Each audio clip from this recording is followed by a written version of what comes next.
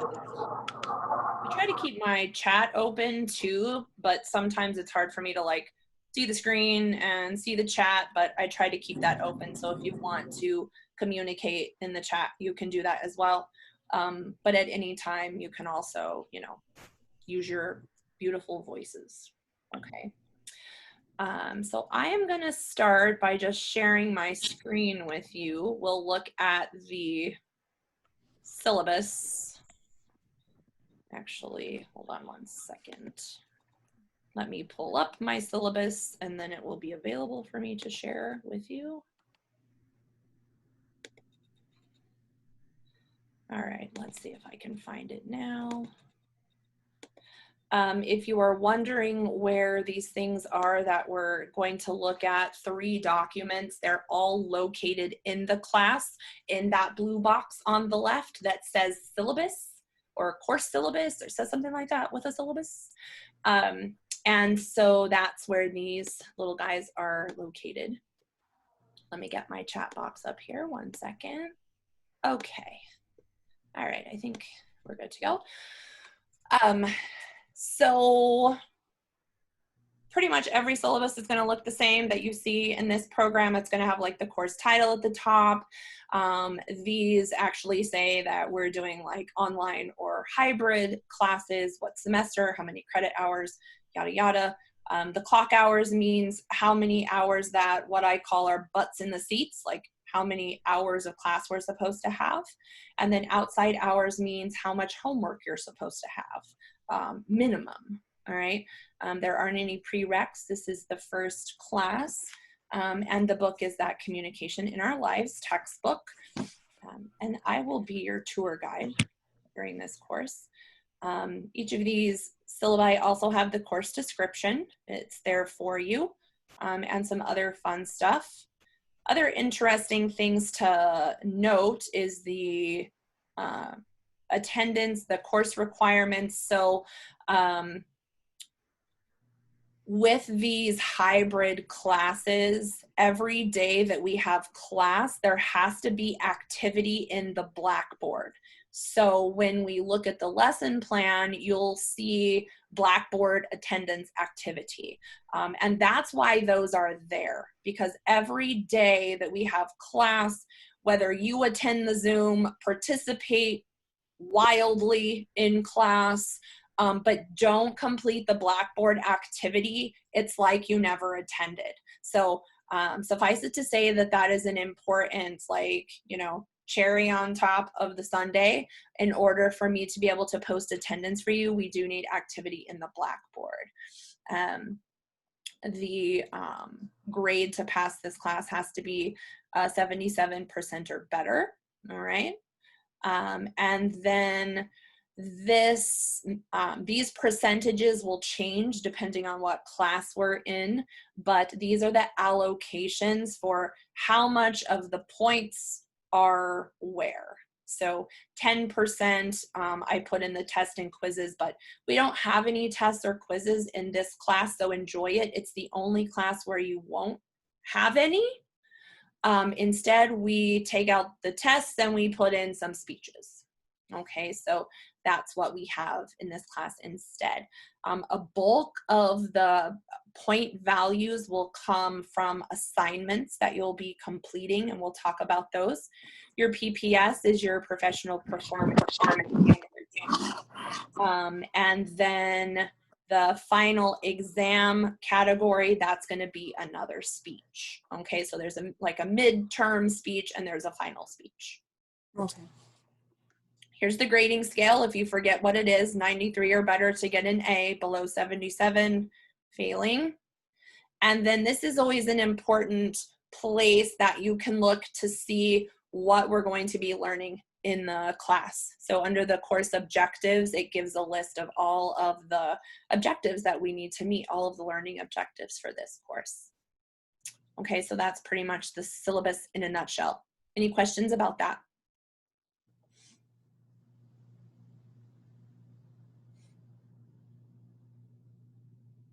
Nada? No. Okay, I'm closing it out. But I'm gonna pull up the lesson plan, so just give me 1 second.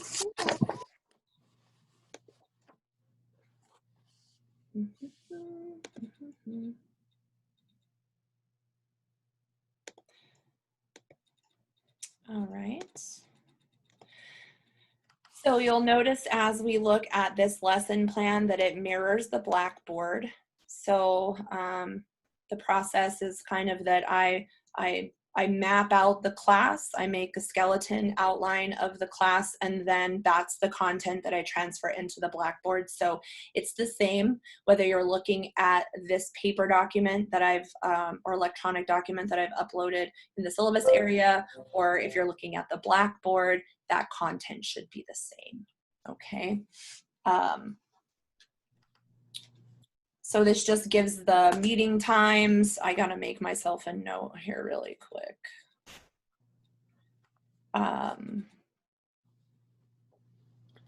Okay. Our meeting times are Tuesday through Thursday from 1 to 5, and this is an 8-day course. It is gonna go by super quickly.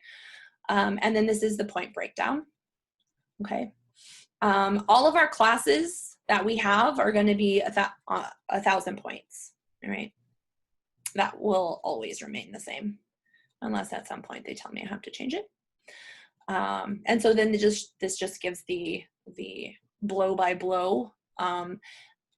Tomorrow, does this long list of stuff make anybody else nervous besides me? So we're gonna cover the bulk of chapters 12, 13, and 14, and then we're just gonna cover a few little snippets of 15 and 16, so we get an idea of the difference between informative speeches and persuasive speeches, okay, because you're gonna be giving one of each. So I wanna lay a little bit of a foundation, so it won't be the entire chapters that we're covering. I just wanna discuss the difference between the two so that you have an understanding of that before we go into this, okay? I have a question. Yeah. Where it says homework due start of class, so like for day 1, it says read chapter 1 and chapter 2. Does that mean I need to have that done by day 2, which would be like tomorrow, for example? Nope, that Or should is that due on day 1? Yes. Okay. So this is day 1, and then this says homework due start of class, day 1. Okay, So gotcha. wherever the homework is, that's the day that it is due. Unless for some reason it says due, like I think in our SUR 100 class, it'll say due start of class week 2. And then you know that it's due week 2. But if it says just due start of class, it means it's due today. But I mean, we're just kind of digging in. So if you didn't look over those, it's not the end of the world by any means. But yes. Does that answer your question? Yes, it does. Thank you. Awesome. You are welcome.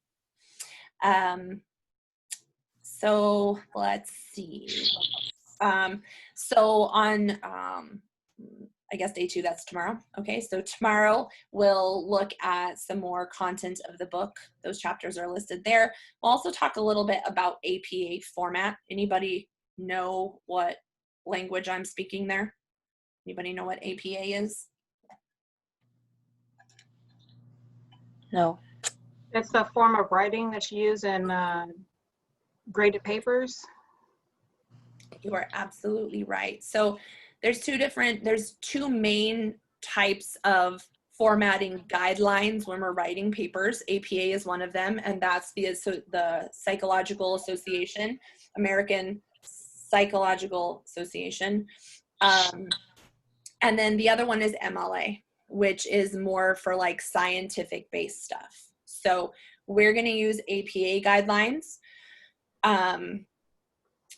I will talk a little bit more about a site. Actually, maybe I should just drop this in the chat.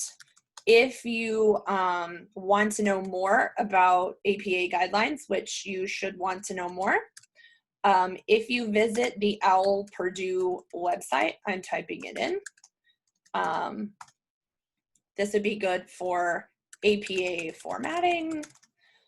So if you just Google OWL Purdue, then that website will come up and it'll show you APA guidelines, but we'll talk a little bit more about that tomorrow. We'll look at the website, so on and so forth, so that you guys get a little bit better idea of what that's about.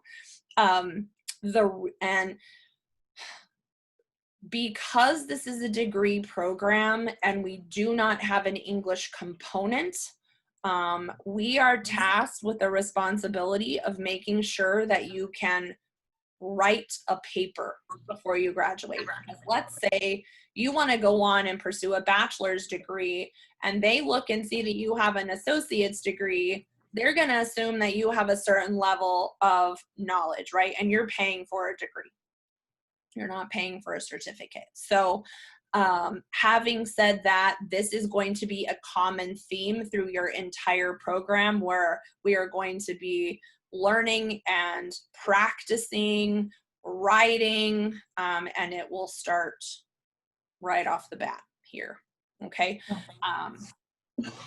Let me just say on the heels of that, that I don't expect you to be expert writers. And my expectations are going to be fairly low as far as your ability to write and cite and format. But once we're in semester 3, like ask the cohort 4 folks, now that they're in semester 3, my expectations are quite a bit higher than they were in their first class. So, you know, it's the training, right? It's not expecting you to be perfect off the bat, but I do expect you to grow and learn, all right, from my comments and my feedback. So we'll do that. There'll be an attendance activity that you'll post every day. And then we'll look at the Blackboard and we'll talk more about these assignments. Has anybody ever heard of Flipgrid? No. Flipgrid is an app or a website, and you can actually record yourself. So for tomorrow, and I haven't created the Flipgrid yet, so when I give you a break, I'll be doing that, so I can give you the information about the Flipgrid. But you basically download an app, and then you'll have a code, and you put in the code, and basically I'm just going to ask you to do a short introduction of yourself, and then you will respond to 2 of your classmates. So it's really like a video threaded discussion, right? So instead of writing and responding to 2 classmates like you'll be doing throughout this class as well, you'll be recording a short 2-minute video of yourself, introducing yourself, and then you'll respond to a couple of your classmates. They'll help you get to know each other a little bit better. Okay. And then, you know, this kind of just follows the same routine as we'll be looking at different chapters. So review those before we meet. You'll have threaded discussion assignments. We're going to look at those specifications on the Blackboard. And then I'm also going to post like an exemplary post from a previous student, so that you'll have an example of what I'm looking for threaded discussion. Okay.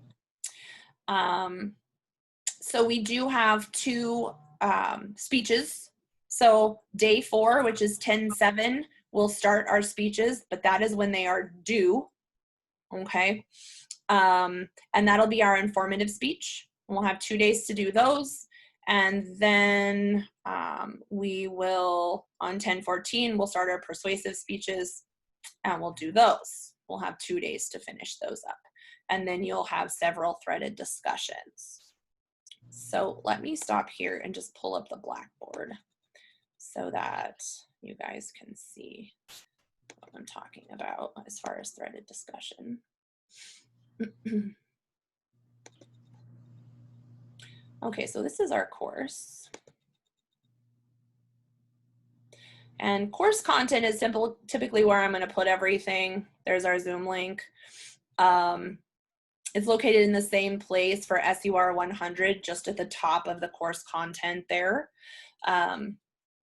So when you click into the folder, I don't know if you guys have had a chance to kind of like, you know, poke around in here, but when you click on the title, then that's going to give you your content. All right, there's a course policies read and respond here. So make sure that you do that. And the way you would do that is click there. And then these are the course policies. All right, so then you would just do create journal entry, and then you can title it whatever you want, and then just write, I acknowledge whatever, blah, blah, blah, and then post entry. Okay, so make sure you read those policies and just respond to that if you haven't already. Okay. Let me go back. Something is weird about going backwards. So if you want to see what the professional performance standards grading form looks like, it's attached here. Like my note says, you don't do anything with that. I do something with that, and I'll be updating your grade in the course throughout the course. But this is the grading rubric that I use, so it's there for you. And then this is where you'll post your Blackboard attendance activity for today. And we'll talk about what that is. But the way that you would do that, again, is click on the title, and then you're going to have your document that you want to upload. You would type browse computer, or you would click browse computer, and then it will pull up your files. My computer is like super slow. And then you would just grab whatever you want and submit that. Yeah, now it won't go away. So is that where we put the Flipgrid, or is this going to be a different assignment? Nope, Flipgrid is going to be actually through the Flipgrid app. Okay. All right. Good question. Now I can't get my screen to go away. Okay, there we go. Yeah, so Flipgrid will be actually just through the Flipgrid app. Great question. So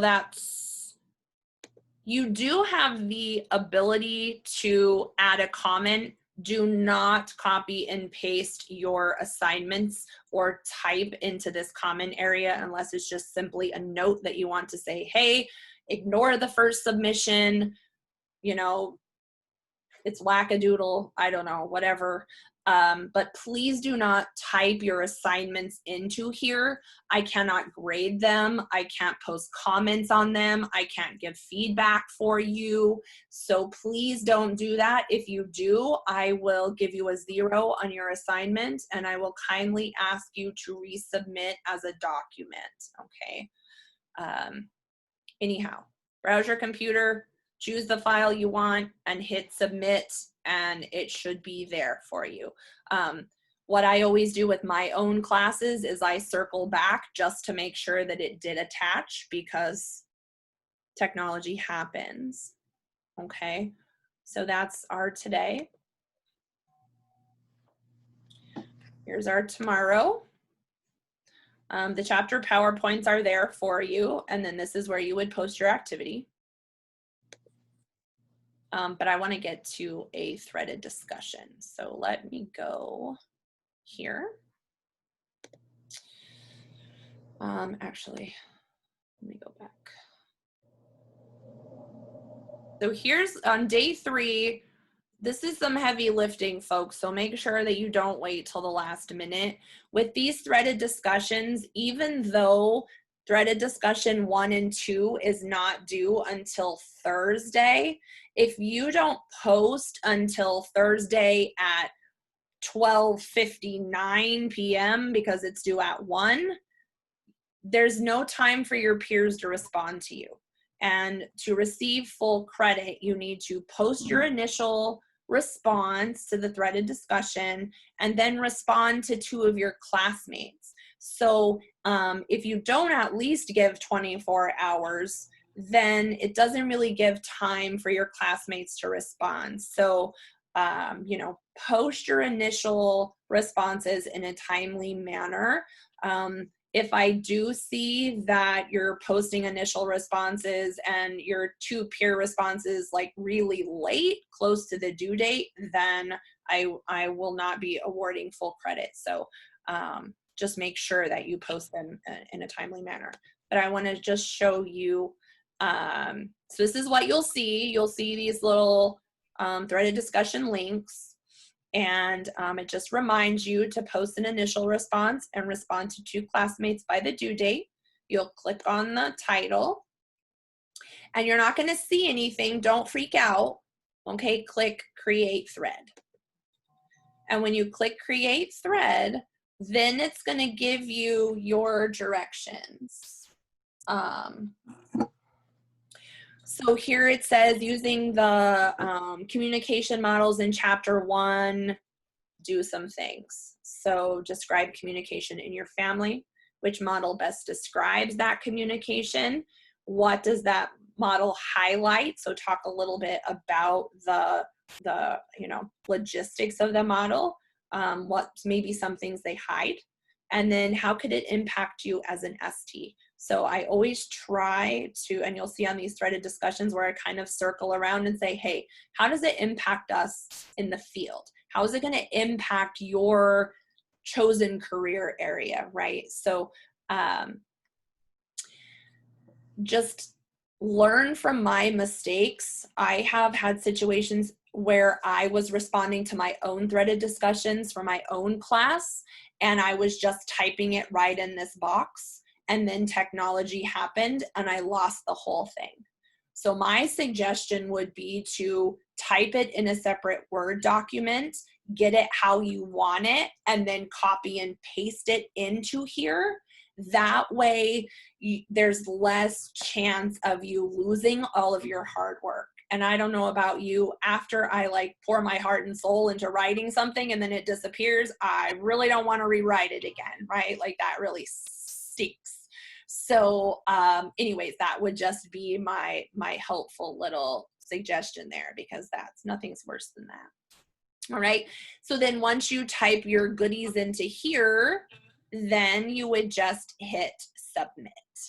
Okay, so that is how you'll post. And then once you post your initial thread, you'll be able to see everybody else's posts, but you won't be able to see anybody's posts until you do post that initial thread. Okay, so even though half of your classmates might have responded, you won't be able to see that until your first response. Okay. Questions so far about this? No. Okie dokie. What else was I gonna say? Let me show you. Sometimes it doesn't show up on my side. Hold on, let me do one thing. Let me see if I can put this in the student view. And then get to the threaded discussion one more time. Oh, okay. Yes. So right down here, this is an important little tidbit for you guys. This is the grading rubric.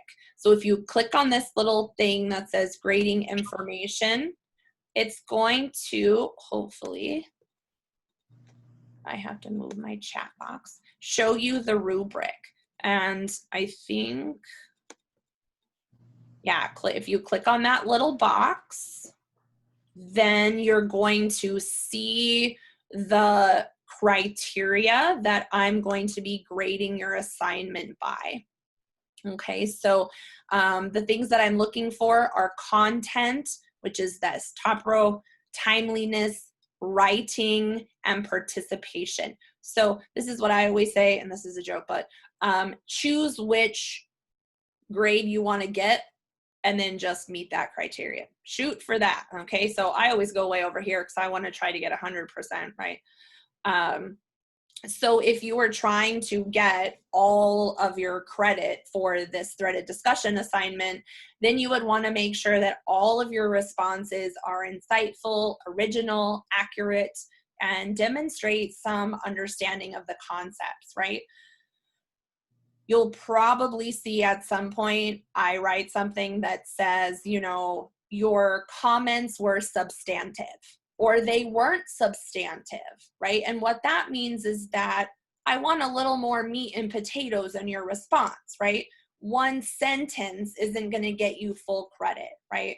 So make sure that you're contributing to the discussion. Remember how I said, like, your experiences, you know, the things that you guys have learned, your life, you know, all can contribute to the learning of your classmates. So use that, call upon that. Timeliness is where they submit it on time, where the response is clear, concise. And then here's where we get a little bit of APA formatting thrown in, where they accurately cited.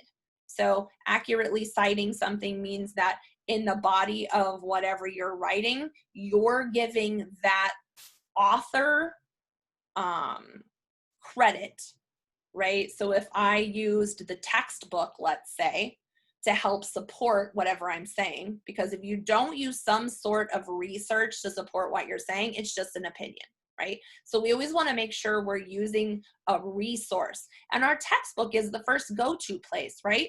So if we're going to use our textbook, then we want to make sure we give that author credit when we're talking about perceptions or listening skills or those communication models. We can give credit to the author of the book. Okay. We also want to make sure that we're writing things in our own words and we're not just copying it out of the textbook. All right, which would be plagiarism. Is there a way that you want us to cite, like to write the cite, or it doesn't matter? It does matter. It Okay. does matter. With APA formatting, there is a special way. I will actually be going over APA format tomorrow. I can also post the OWL Purdue link, and I will also put an APA paper, okay? So into the resources area, so you can see, but typically what you could do was, I don't remember what the author of this book is, Jung, I think, or let's say Smith. So if you're saying, you know, whatever you found in the textbook, and then in parentheses after that information, you would put the author's last name and the publication year. So if it was Smith and it was published in 2020, you would put in parentheses Smith, comma, 2020, comma, and then, or a parenthesis, and then your period, right? Or you can mention the author's name when you're talking. You can say, well, this communication model XYZ that was discussed by Smith, right? And then you put your publication year, whatever, all right? But don't freak out too much about it right now at this minute, because we're going to continue the learning process. So we'll bring in more of those pieces about APA formatting tomorrow, but I'll post those resources for you when we're done with class today. Okay. Okie dokie. Does that make you feel a little bit better? Yeah, totally. I meant too with the APA, and I didn't know if you wanted us to do that on the blackboard too, like when we're just responding to people and we're actually giving information from the book. Yes, Okay, definitely. got it. Anytime you're giving information from the book. And so this is what I look for, is at least evidence of research in your initial post. Okay. Right? I want to see evidence of research in your first post. Now, whether you use research in your subsequent posts to your peers, that's up to you. If it's just you're sharing a personal experience, then of course no citation or reference would be needed. But if you go back and reference the textbook or some other source or an article that you read or a website where you found some statistics, then you would want to give that credit. Okay. Good questions. Anything else? Mm-mm. Okay. And then the last little line there is participation. So participation, it does say all posts offered points of view supported by research. But again, like I said, I'm going to be focusing on your initial response. if your other responses are surely your opinion or your feelings or your experience, then of course that's not required. But if you do use some sort of source, then please give credit to that. All right, and then I'll look for a reference. I have a quick question. Am I supposed to be seeing the rubric, or are you just discussing Yeah. it? See it. Okay, I can- so nobody can Oh, see my screen? I don't see I it. can see the collection on Blackboard. That's what I see. See the Yeah. actual Oh, rubric. I don't see it Yeah, either. me you're too. telling me. So I Sorry. don't know. I don't know why it wouldn't show here. Let me try one more time. Okay, there we go. Yeah. Got Yeah. it. Thank you. Oh, I'm sorry. Okay, so let me. Oh, man.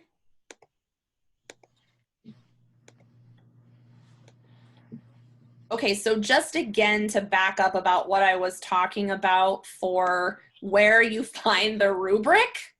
Did you guys get to see that, like where you find it? No. No. Okay, so just let me know if you can't see what I'm talking about, because I'm just going to walk you through it. So here on day 3, where it has like the threaded discussions listed, I'm just going to go in there. Okay. And then when you click on the threaded discussion link, there's this little thing down here that says grading information. Can you guys see that? Yes. Okay, you would click on that guy. And then can you see over here where it has like this little white box with like a little grid in the center of it? No. No? You guys can't see that? I can see it. You can see Yeah. it. Some people can see it. Yeah, it's there. Right here where my little arrow is. You would just click there, and then it's going to open up the box for the rubric. I don't know if you can see the rubric or not, but Rubric. Yeah, Okay. no, it didn't pop up. yes. All right. So this is what I was talking about. So when I grade your assignments, I will put feedback in the rubric. Sometimes in the beginnings, you are going to get more points awarded, because I don't have as high expectations on your citations and your references and all of those things. So you might get full points in a specific category, but I still might give you feedback to help you improve. And then if the next time there hasn't been improvement, then I'm not going to award as many points. So make sure, even if you get 100% on an assignment, that you're looking at the feedback. All right, because I'm going to continue to give you feedback to help you hone your craft. That's what it's all about, right? So just make sure that you check that. Will we find the feedback in the discussion? I'm sorry? Where will we find the feedback? Will it be in So the discussion? I believe when you go into your grade book and you click on your grade, then you should be able to see the rubric with my feedback or any comments that I made on that assignment. Okay. Good question. Okay, does this make sense? Yes. Okay. Awesome. All right. Exit this preview. Okay. Can you guys still see the Blackboard with my pink announcement? Yes. Okay, perfect. All right. So you guys should have a calendar. I think it's in Tools. So in Tools, right here, there's this little calendar. If you click on him, it should show you all of your stuff. All right, when stuff is due, all of that. I try to be very diligent about putting in due dates so that you guys have that as a communication tool.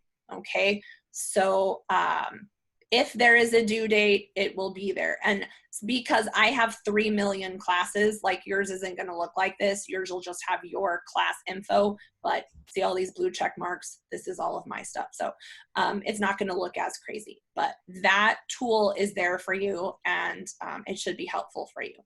Did you enter that today? No. Okay, because mine doesn't show it, so maybe I'm doing something wrong, because I've checked it like a couple times and it shows nothing. You might have to check boxes over here. Oh, okay, that's it then. Maybe those boxes aren't checked by default, so look at that and see if that makes a difference. Okay, cool, thanks. Cool, you're welcome. Let's see what else. Other cool stuff in tools. You can sneak in the back way to your threaded discussions. You can, what else can you do? Can you get to your gradebook from here? Yeah, you can get to your gradebook from here, my grades, right there, okay? You can see all the peeps in class if you click on that. Yeah, so this is a good area for you. And typically if I have fun stuff, I'll post it in the resources area. I'll post it here. So like the Owl Purdue stuff, I'll post there. And I try to put an announcement saying, hey, I put some new stuff, but sometimes I forget because I'm old. So forgive me.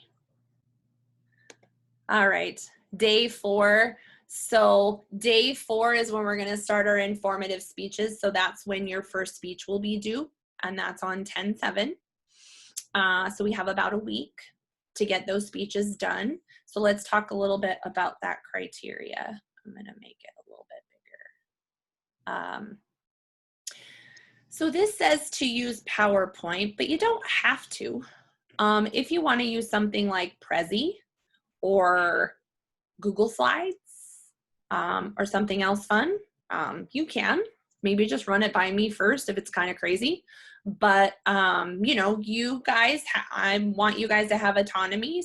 So if there's, you know, another platform that you want to use besides PowerPoint, I'm okay with that. So whatever you use to create your presentation, you'll need to upload that. So if it's a Google Slides, then you would post the link. And posting the link means you would just put it in the comments area. So that is okay for that. If it's a PowerPoint, then you would just upload the file, so on and so forth.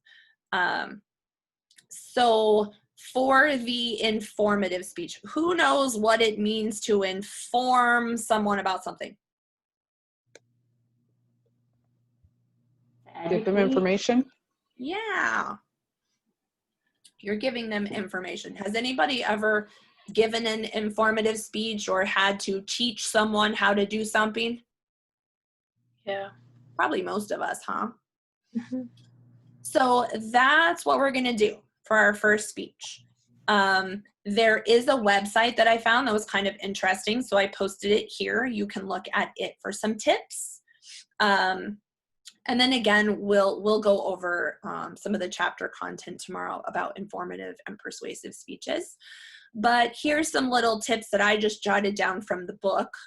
And then there is a table on the textbook on page 300 that will be helpful for you. And then additional details, you want the presentation to be 3 to 5 slides. That may or may not include your title slide and your reference slide. So I would say 3 to 5 slides besides the title and the reference slide. The reference slide is so you can give credit to your sources. And then here's the Owl Purdue website link right here, if you need that. And some other references in the chapters.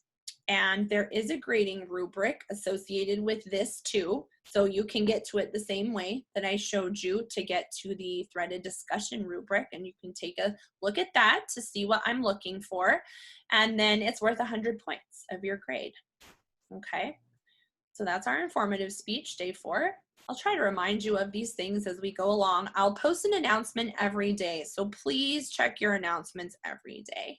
I'm usually up lately between 3 and 4 o'clock in the morning, and that's typically when I post my announcements, our announcements.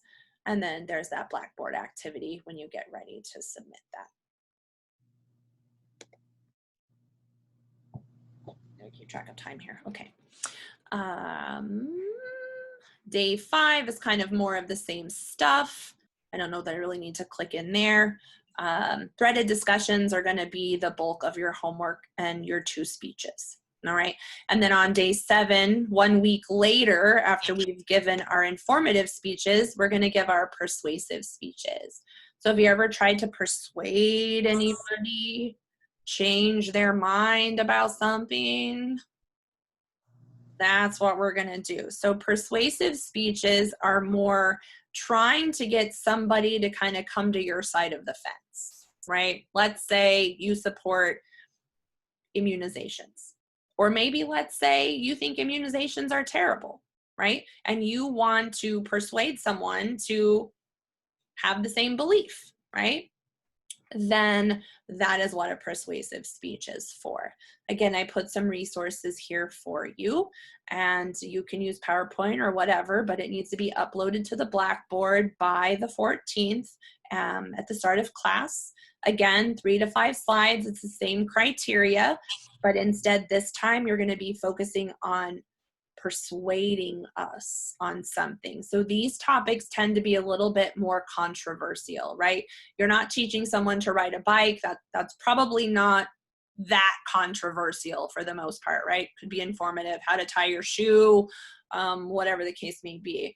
But persuasive, again, could be, you know, are you for euthanasia? Or, you know, euthanasia is bad, or, you know, fungi are the answer to all the plants or all the planet's problems. Okay, whatever it should be. So we are supposed to be starting on both of those like today, basically. Well, yeah, we're gonna pick our topics today. Okay, cool. And then, I mean, I don't like to procrastinate on things, but I've also, you know, I've also worked with other people who work better when they're under pressure. So, but I would suggest, you know, until you kind of find your rhythm, you know, give yourself as much time as possible, start thinking about it. Depending on how much time we have at the end, I have a Blackboard activity that I'd like us to do that will kind of help you like get a good outline for your informative speech, but we'll see. If we don't have time to do that, I can at least let you know where it is in the book, and you can use that as a tool to kind of prepare and get your thoughts and ideas down on paper. Okay, so that's that, and then we're almost done with the class. There's only 1 more day after that. We'll finish up our speeches, and that'll be that. Okay, you'll have 1 final threaded discussion. And then I have this little video for the webliography. Oh, and there's the Purdue OWL website. I forgot I put this little folder in here with a bunch of links. So here's OWL Purdue. That'll help you with APA formatting. There's some different things. Here's an AST reference and citation example, a couple other different things. And then some videos in there as well. Okay, so that's basically the ins and outs of Blackboard. What questions do you have?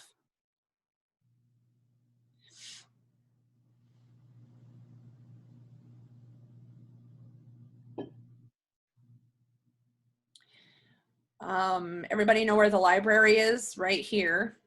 Library. This is a good link to know, right? You can just click on EBSCO or ProQuest, type in what you're looking for, hopefully find some articles, all right, when you're doing your research. So it's a good place to know about. Okay. I have stopped sharing, so that's why you don't see my screen.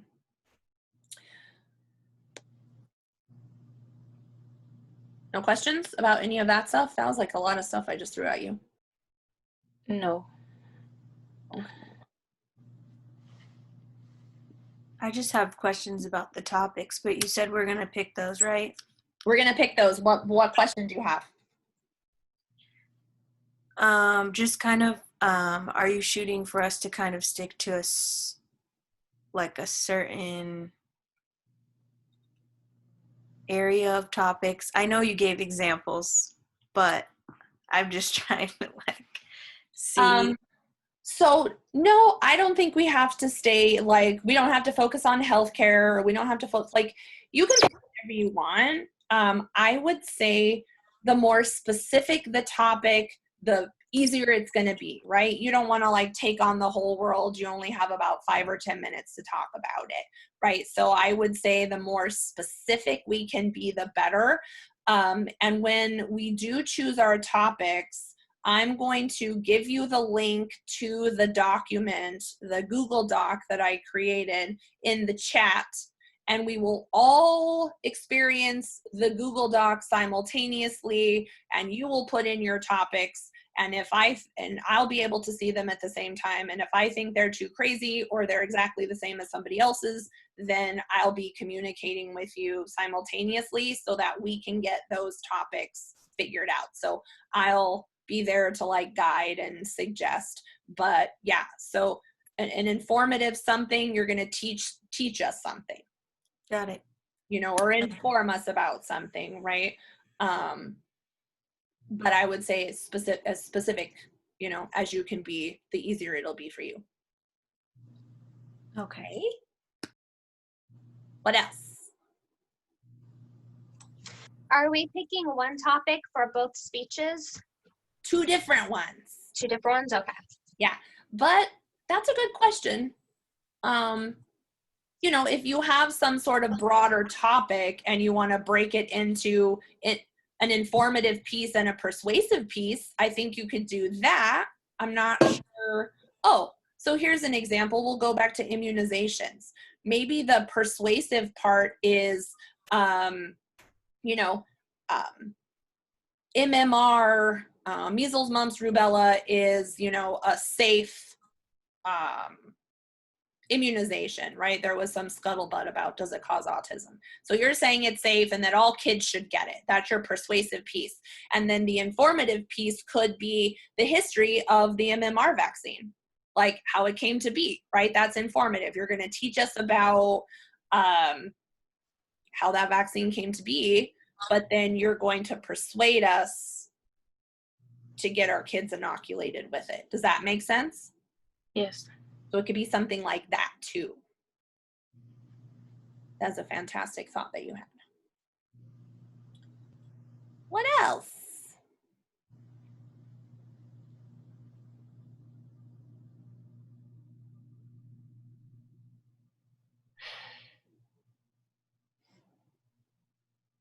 I always give longer pauses on the Zooms because, sometimes it takes you a minute to like figure out how to get unmuted or like to find your fingers to type in the chat. So if I'm just sitting here like staring wildly, it's just because I'm giving you a minute to think and respond. Okay. You guys doing okay then?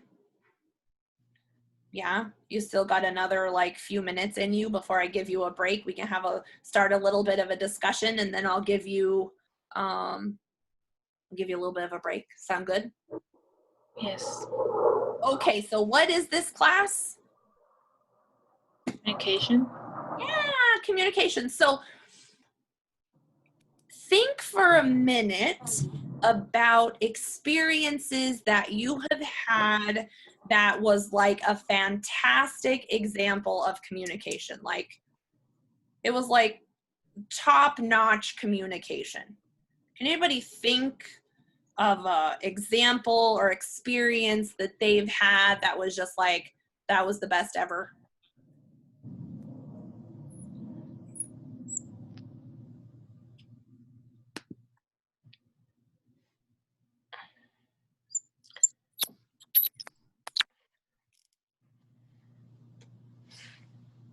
Don't be afraid. It wasn't like the best ever, but I can like throw something out there.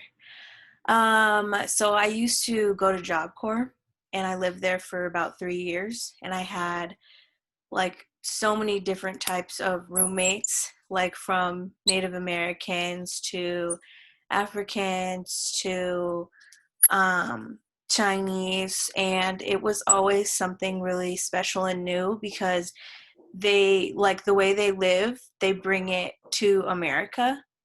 And it's just awesome. And I had to kind of like learn how to, that would probably go under cultural communication, right?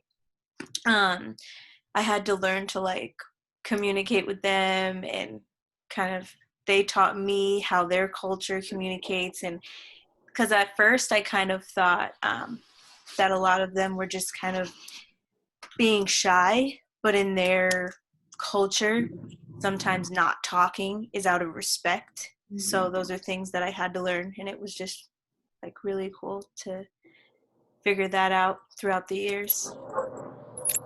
That's awesome. I think that, definitely shows a level of maturity where you're just open to like whoever that person is and what their culture is. And we'll talk about a little bit more about our perceptions or our paradigms, right? Our personal paradigms. But, just not having that expectation that everybody communicates the same. Oh yeah, definitely, for sure. That was the biggest part. Good. Thank you for sharing. Who else?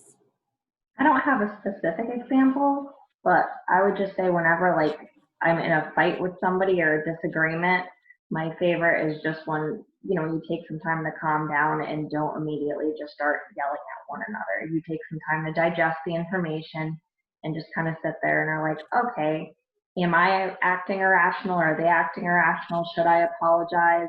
Rather than just fighting and saying a bunch of stuff that you don't necessarily mean. Absolutely. That's such a great point.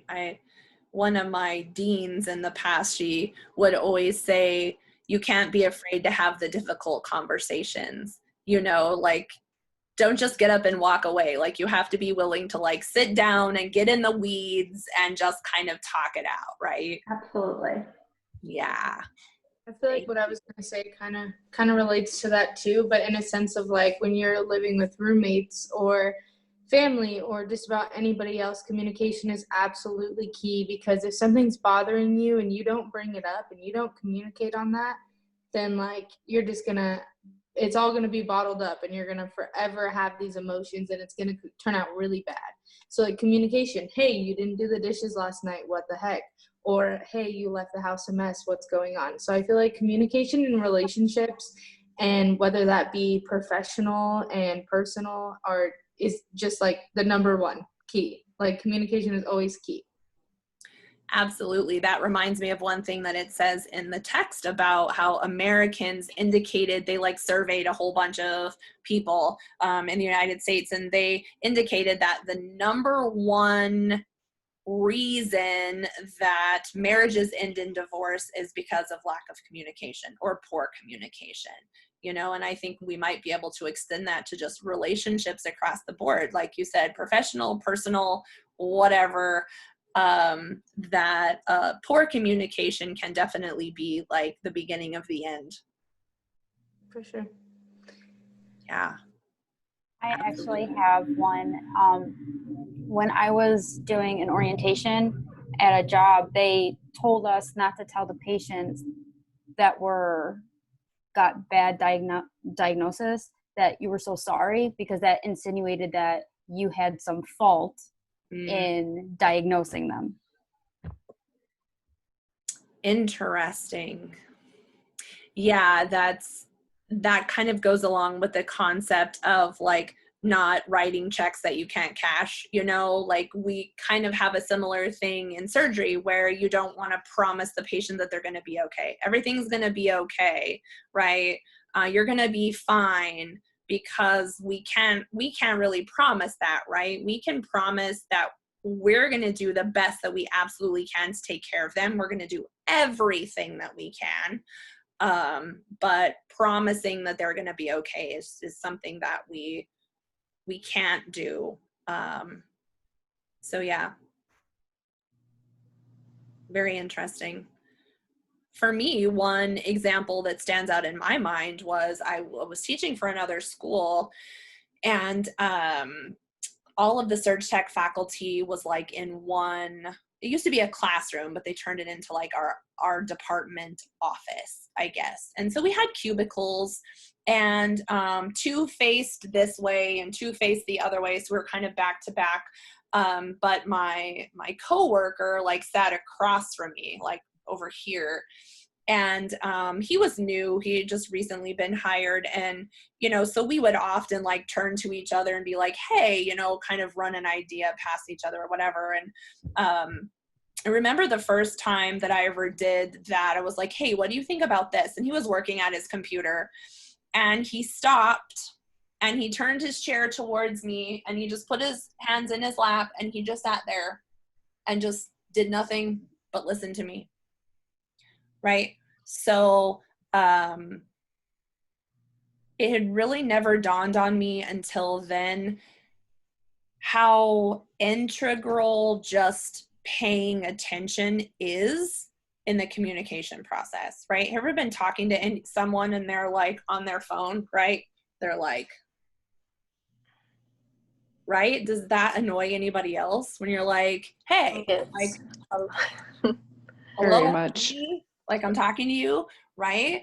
And it's just something that we do more now than ever. But yeah, it just felt really good to just have him stop and just give me his full attention while we were having a conversation. That's one time that sticks out in my mind. Yeah, I feel like when people are really good at giving eye contact, that's definitely like what we expect back from the person. So, and especially in like our career situations, that's probably going to be super important.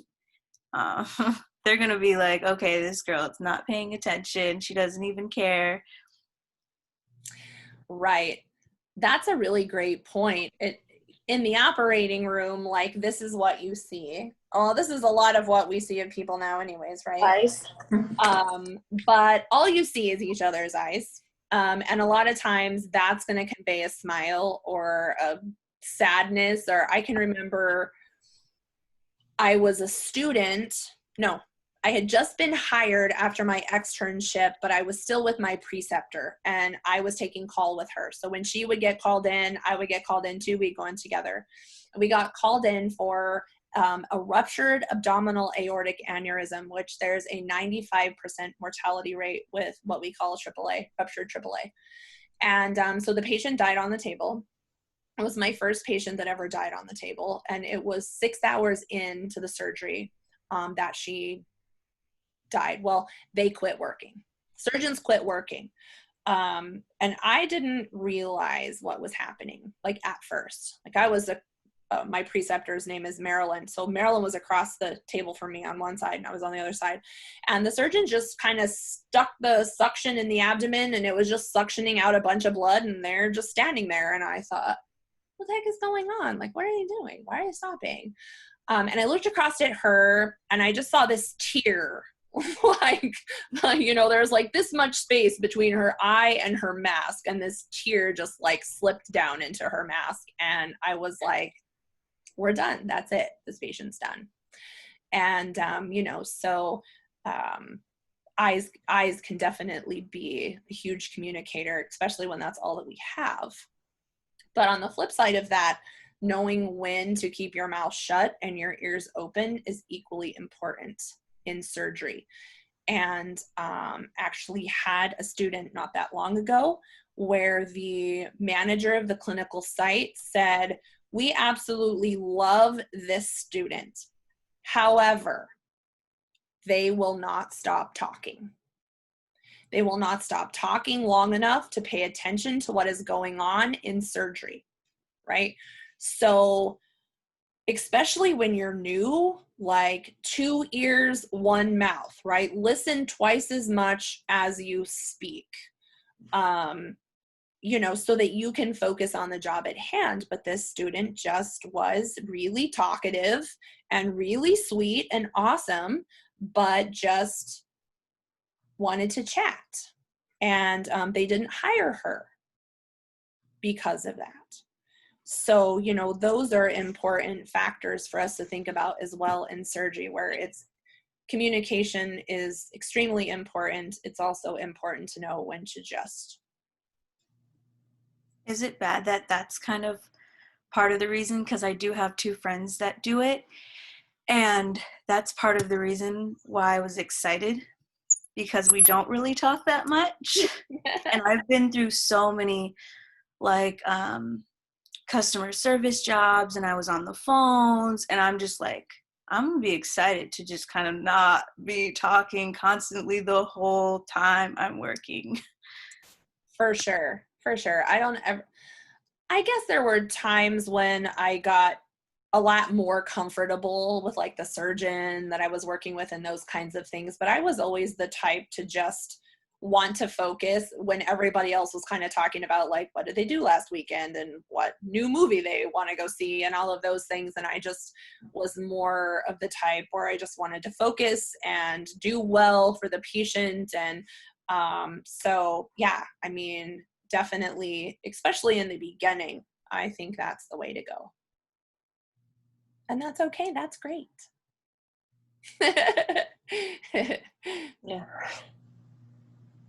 Anybody else have something to share?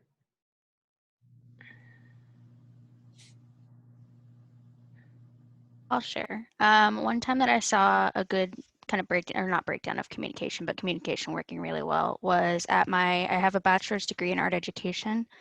And at one point we had to do what was essentially student teaching, and we had to teach kindergartners. Oh, And there was one student who didn't mesh well with the communication style that we were using to teach the entirety of the class. And we had to learn how to talk with him kind of one-on-one and learn how to kind of figure out what works with him and how he can learn best. And so once we figured that out, he really started to improve and really started to get more involved in the class. So it was really nice to see him kind of, all of us work together and figure that out, because I had two other co-teachers that we worked with. that's awesome. So how did you go about like that problem solving process? You could tell that he had very intense interests of different things that he liked. So we started talking to him on that level and like bringing up the different things that he liked and kind of meshing them into the different topics that we were bringing in. And I would take, while my two co-teachers would teach the entirety of the class, I would kind of go to him personally and talk with him and kind of mesh what they were talking about with the things that he liked and kind of relate it to what he already knew. Awesome. Like more of a one-on-one kind of thing. Awesome. Good job. It always makes you feel good when you kind of unlock those boxes, right? And like find out, especially with little ones, for sure. Yeah, it was definitely very nice to get it figured out. Awesome. Anybody else have anything they think of? I have one other question before break. So we talked about like the experiences that we appreciate or the communication experiences that were really good, but can you think of some bad ones? I think a lot of bad communication is like texting, like a lot of tone and mood kind of doesn't get relayed the way, like sarcasm you can never tell over like texting. General is just not, I don't really enjoy it because it can easily get misinterpreted from the other side, and then you start like a whole thing that didn't even need to be started. Just like tone over text, I guess, is very frustrating to relay. Yeah, it's impossible. I guess that's why emojis were invented. But yeah, I can see where that kind of came from. But 70% of communication has nothing to do with the words that come out of somebody's mouth, right? It's tone, it's body language, it's facial expression. And so right away with texting, we've removed 70% of the, what makes up communication as a whole. So, it's easy to misinterpret. Absolutely. Who else? Bad communication. I've got one. It kind of goes on both sides. That I work for FedEx and I'm a lead project consultant. So I have to communicate a lot with a bunch of different people. And I work right next, or I used to work right next to ASU. So I have all the international students, and they sometimes, with the language barrier, have a real difficult time explaining to us what exactly it is that they need us to produce for them, or will have a really hard time trying to get the proper information relayed to them because of that language barrier. So that can either go good or bad depending on how the outcome of it all is. Absolutely. Good example. Thank you. You're welcome. I have one. Okay. So one of the doctor's offices I used to work for, we had 6 clinics. And like I guess she was my supervisor. She would stay at one office, but whenever somebody needed to talk to her, they didn't know how to approach her because how she said things. Like she may be joking at some, like with certain things, but the way she says it, if you don't know her, you cannot tell that what she's saying isn't as serious as what she's saying. Right.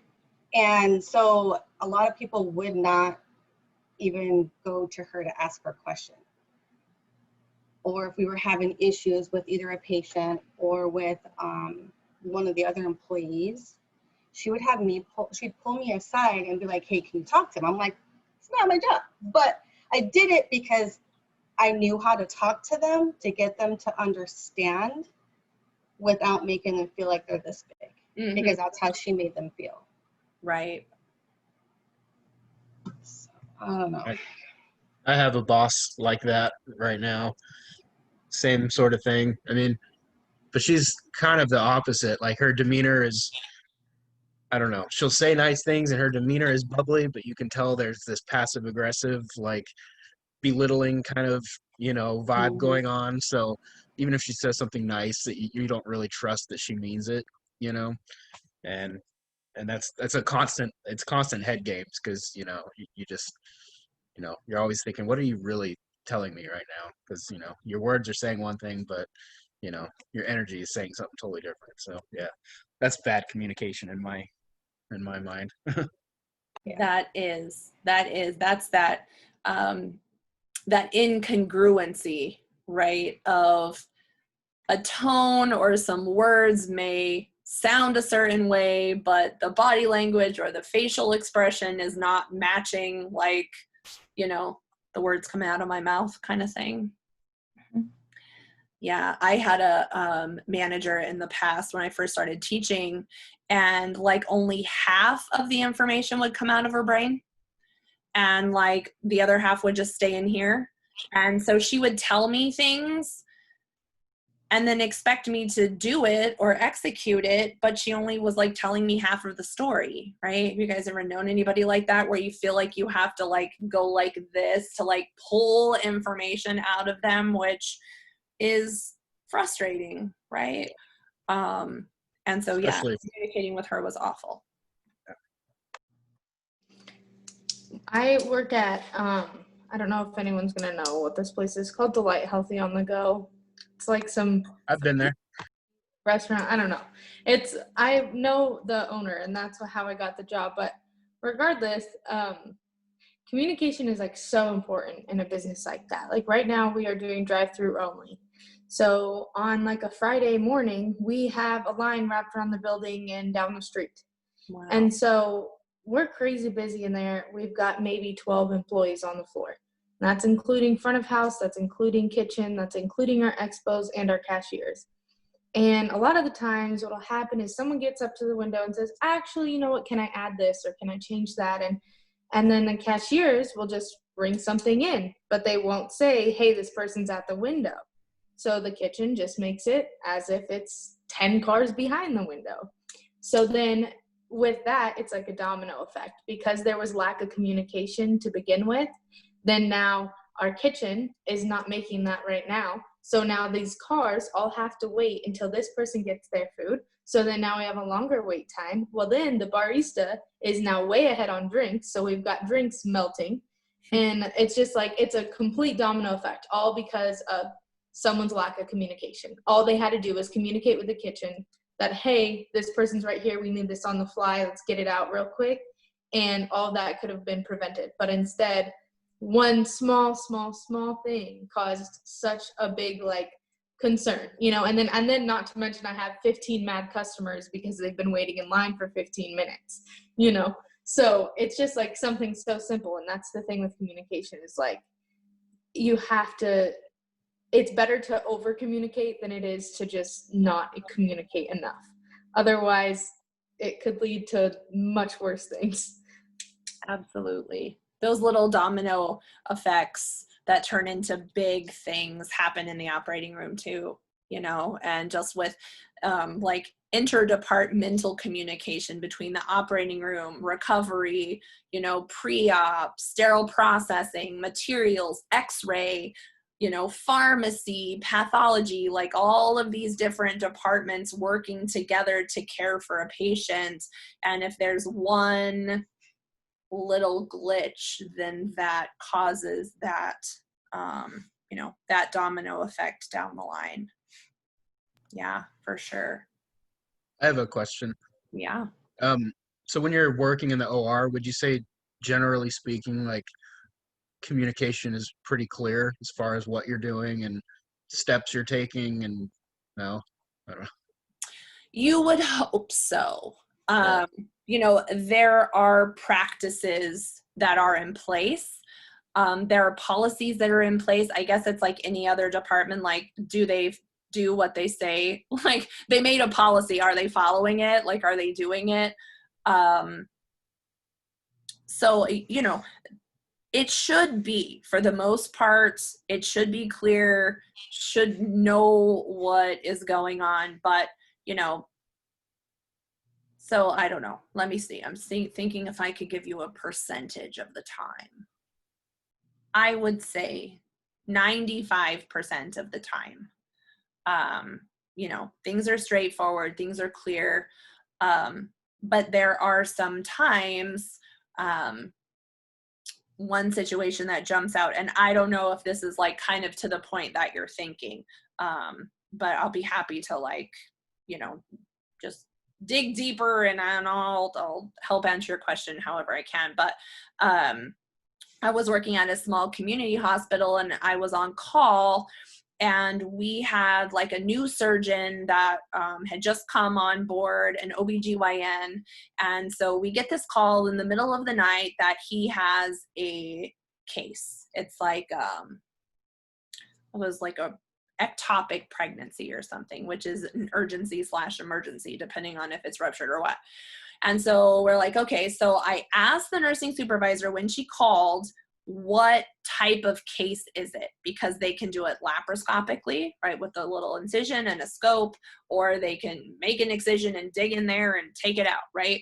So open or laparoscopic, and it's completely different what we have to do depending on what type of procedure it is. And so she's like, oh, it's an open procedure. And I'm like, okay. So I get in there, I get everything pulled, I get everything open, and my nurse goes and sees the patient, and she comes back and she's like, you know, we're doing this laparoscopically.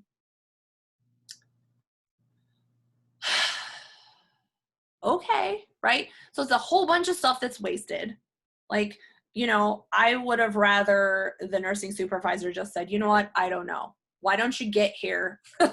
I'll find out, you know, because then that was a delay in our case. It was a whole bunch of wasted stuff because of a lack of a breakdown in communication. And then there's other situations like where you have a specialty procedure that you're doing. Let's say patient had a total hip replacement, and now they need to have a revision of their total hip replacement. That's the thing, right? So special equipment has to come in for that the hospital doesn't have. So maybe that's consignment or loaner trays. And so sometimes the ball gets dropped and they don't call the vendor. They thought somebody was going to call the vendor.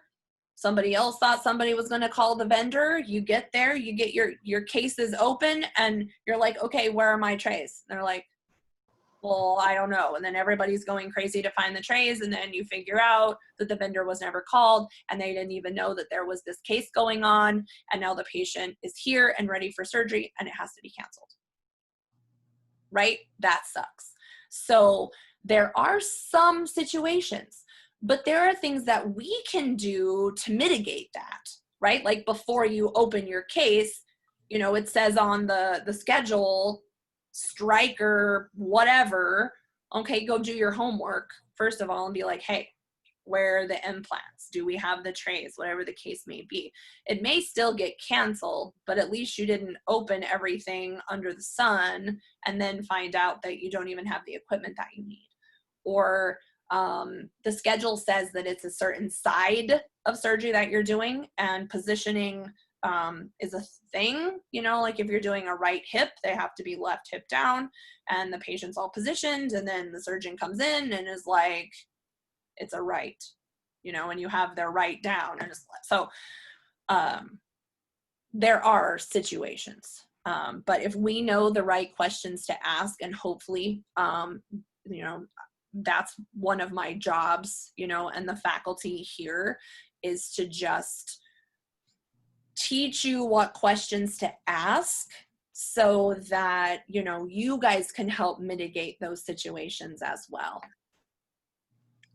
Do you find, like, as a tech, that it's often your job to kind of tie up loose ends like that and make sure vendors have been called and all that stuff? Or is, yeah.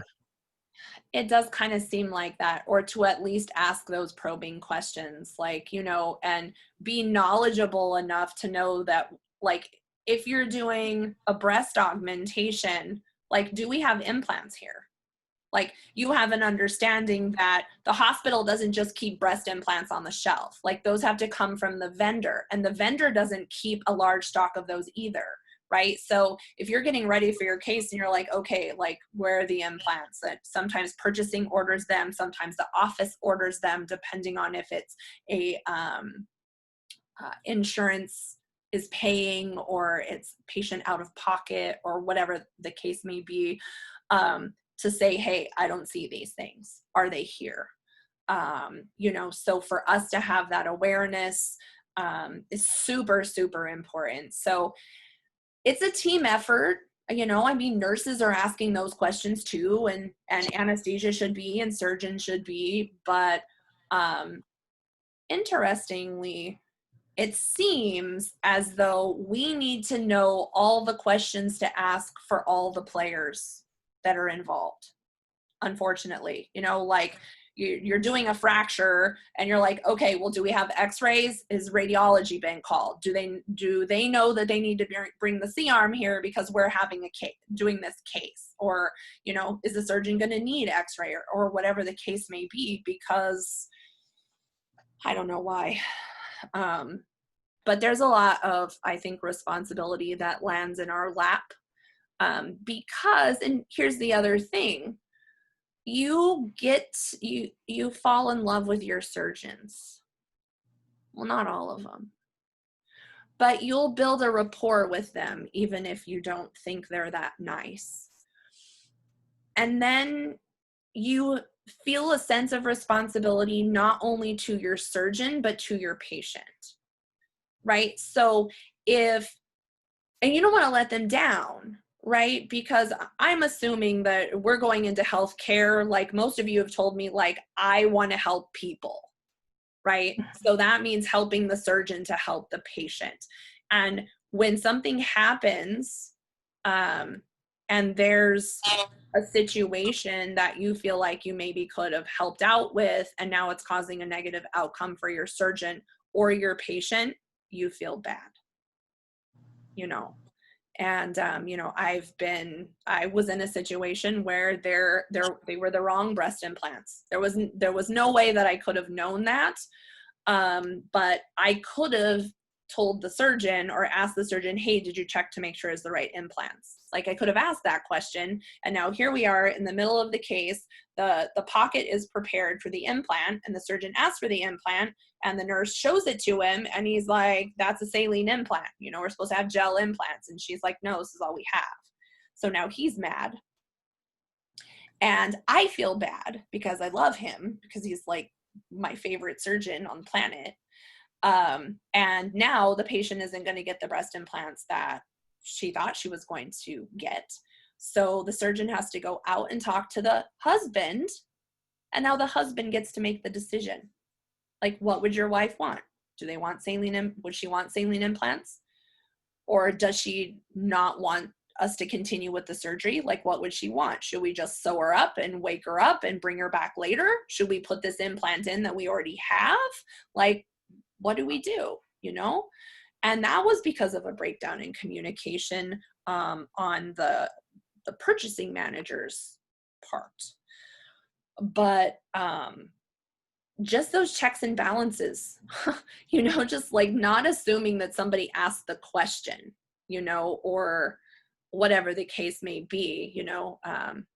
We put in the implants, we put in the saline implants. She was happy. It was okay. But, you know, those situations, we don't want those situations. So yeah, I don't know if that helps at all, but. Yeah, definitely. Thanks. You're welcome.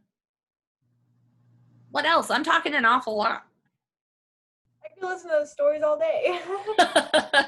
Hey, I got lots of them. Good ones, bad ones, ugly ones, funny ones. I think it's funny that you were talking about breast implants, because I just got a breast augmentation and literally they ordered the wrong implants, and so my surgery got like moved because they ordered gel instead of saline, and I was getting saline, not gel. And he was like, well, you can have them. And I was like, well, are you going to charge me the extra like charge? Because they're like $1,000 more.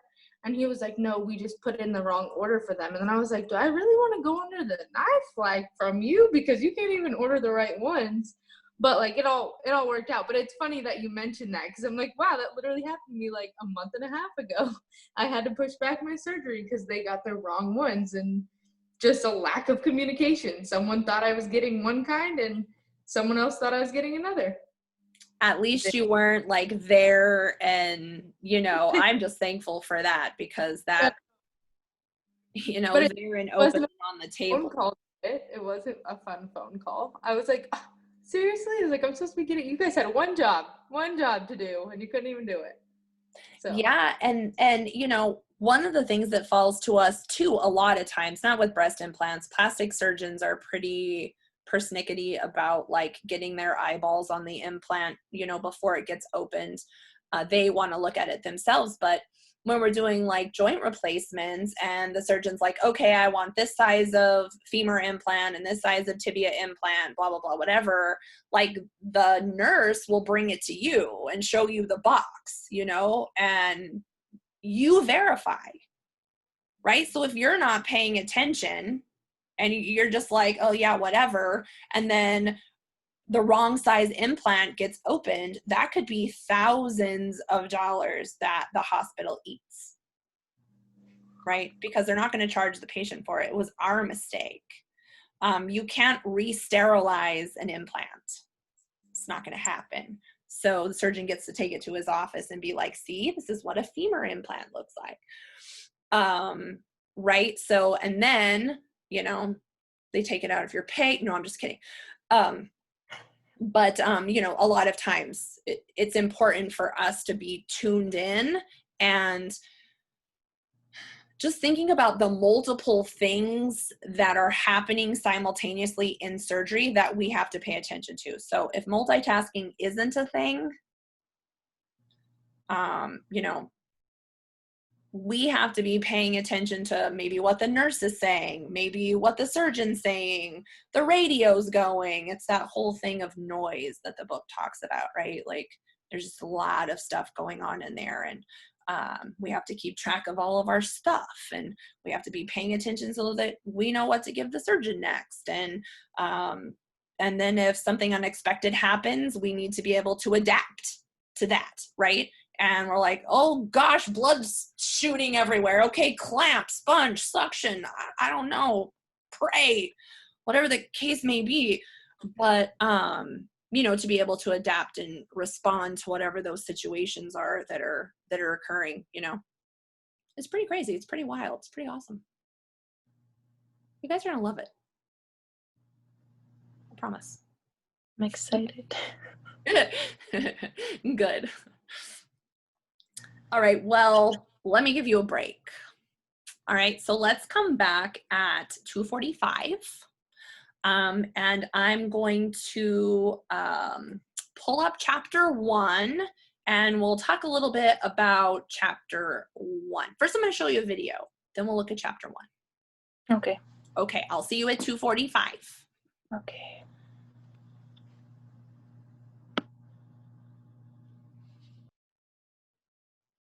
Case, you assist the surgeon, help pass instruments, make sure that he has what he needs, maintain the sterile field.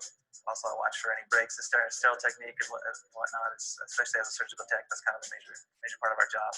We're entering a body, we're entering somewhere that really we shouldn't be. And so to keep a commitment to sterility means that we're not putting anything into the body that isn't already there. I had the drive to do more. So I was able to move pretty quickly in a hands-on role where I'm at right now. For me, I went from being a student to assisting surgeons in the operating room in just over 19 months. I've been able to improve my skills and the specialties that I work in by taking things seriously and by recognizing the importance of my role. The qualities we look for are those who have a good foundation in teamwork. We all have to work as a team, and every team member needs the other member. Technicians need to understand and know the procedure. They know the anatomy, they know physiology. You just always have to be focused. You have to know what's going on in the surgery, always be listening whether you understand it or not. The thing that I'm most concerned about is having things ready and being prepared for anything. They have to be aware of their surroundings.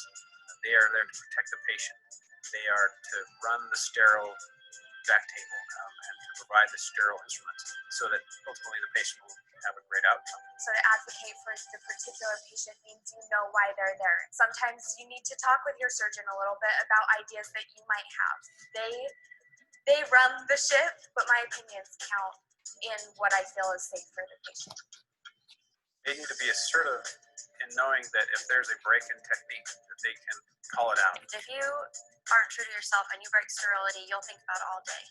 You'll be worried about it. You'll feel guilty about it. It's always worth it to just stop, and everyone will respect you for doing that. If I'm the only one in the room to be able to catch those breaks in sterile technique, to have the integrity to change, to fix it. The OR tech needs to be in control of their faculties. When they have itches on their face, they can't touch their face. If they have to move, they move in deliberate manners. They have to have stamina to make this happen. Things get intense, and you have to be able to focus. Yeah, it can be very stressful at times. It can be very difficult working with surgeons sometimes as well. People's emotions get a little high sometimes. Just be there and not let it affect you after. Not get emotional, not get upset, not get your feelings hurt, because it's never directed towards you. It's just you need to be strong. You need to be prepared for blood. It's not necessarily like a horror movie, but it can be. A good quality OR tech needs to have is to have a fascination for the human body. And so that deters any negative feelings of seeing the internal workings of the human body, because it is fascinating. I really love doing surgery. We do some really awesome cases. I mean, some of the new technology and stuff we do today, it's just amazing. I love being able to be inside the body and fix what's wrong so that somebody can have a better quality of life. And you get to help someone, whether it's taking out a tumor that's cancerous or you're relieving them from pain from a kidney stone. You get to see the immediate results and know that you're helping someone, and it's a great feeling.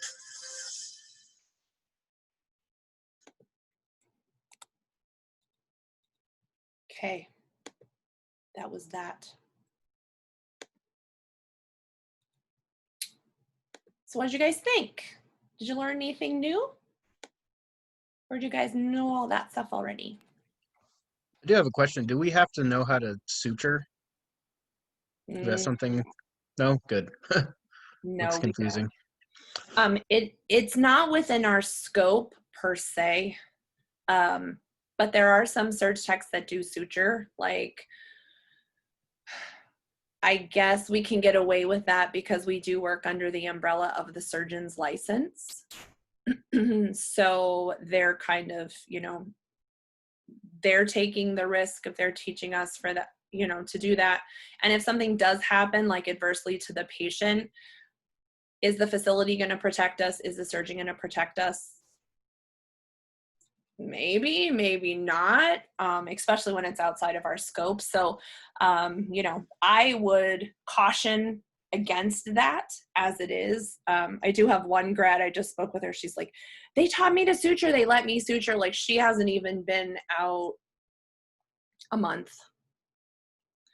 So, when you're at smaller facilities, that could be the case, but I would just caution, if you are going to do something that is outside your scope, that you ask, those questions, what's the facilities policy, those kinds of things. But no, it's not a have to. Good question. Other questions or things that jumped out at you, takeaways from the video? Are we taught how to suture? Kind of. I typically, at some point when we're doing a procedure, like mock procedures in the lab, where we kind of rotate through all of the positions, and at some point you'll be the first assistant. And so I do teach a little bit of how to put in a stitch and tie a knot. Not so that we know how to do it when we go out there, but so we just have a better understanding of how to load the stitch, how to pass the stitch, how it's used, that kind of thing. Because I think if you're using an instrument, it's a lot easier. I wish I had a fork in here. I don't have a fork in my office, but if I'm just going to sit here and show you a fork and kind of explain to you how to use it, you probably have a better understanding of if you actually had it and got to use it. Then you can think about, getting it to the surgeon in a way that they can use it right away, which is the whole point when we pass any instrument or supply or anything, that we get it to the surgeon so that they can just take it and use it right away.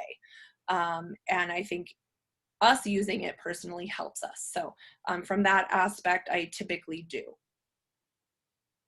Okay. Anything else? Burning questions? Do we pay attention to the vital signs of the patients? We don't monitor them. Like, if we're scrubbed in on a case, we're not monitoring vitals. But it's good for us to have an awareness of like the beep, beep, beep in the background and not just block it out.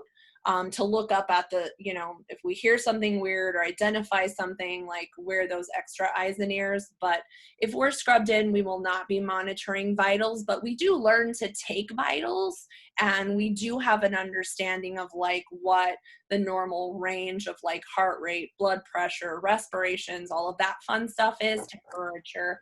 And there may be some situations, like if you work in labor and delivery, you may be doing baby vitals and charting those. You may be doing mama vitals and charting those as well. Thank you. Yep. I have a question. How many people are in an OR at once, or does it kind of depend on the surgery? Because in that video, sometimes it looked like there was a few people, and then sometimes it looked like there was like a lot of people. It does depend. One of the things too, it depends on is it a teaching hospital? Because if it's a teaching hospital, you could have like a whole gaggle of people like in the operating room. Is it the residents, the attendings, the med students, everybody's training someone. But minimum, we can look at that too. Minimum, we need a surgeon and a surge tech at the field. We need anesthesia, and we need a nurse, which is the nurse in the operating room we call the circulating nurse. So there really needs to be a minimum of 4 people to make the magic of surgery happen. Now, there can be more. If there's a trauma and you have like 2 teams working simultaneously, head and foot, or, head and abdomen, or, something like that, there could be more. And then one of my experiences, where there was just a ton of people in the room, was with a organ procurement. So there were two surgeons, 2 residents, myself, the nurse from the facility, and then there were a whole bunch of different people waiting to take different organs, like someone to take the liver, someone to take the kidney, someone to take the heart. And I'd never seen so many people in the OR at once. So it does vary. So would there ever be like 2 surge techs under a surgeon working at the same time, or is it generally just one? There could be, especially when, you know, you guys are out on your clinicals, there'll be like, you'll be with a staff surge tech. So there'll definitely be 2. But what I would say, unless it's some big trauma where they have multiple teams working on the patient simultaneously, there's just typically 1 surge tech. Okay, thank you. Yeah. What else? Any other questions? I have a question. What happens with us when somebody dies on the table? Oh my God. What happens with us? What are we supposed to do there? If somebody dies on the table, really we want to know facility protocol, so it could vary. But what typically happens is we're just going to leave the patient as they are, and it becomes what's called a coroner's case. So that means we just kind of leave all the tubes in situ. We leave just everything the way that it is. We just step away. We step out of the OR. The coroner comes. They do whatever they do. They ask their questions, you know, and then we, you know, mop up afterwards. Yeah. Are we responsible for answering the coroner's questions, or is that like a nurse's or the surgeon? Since we're part of the surgical team, they might ask us a question or 2, but it's not going to be like, so, like, were you responsible for this patient? You know, nothing like that. In my experience,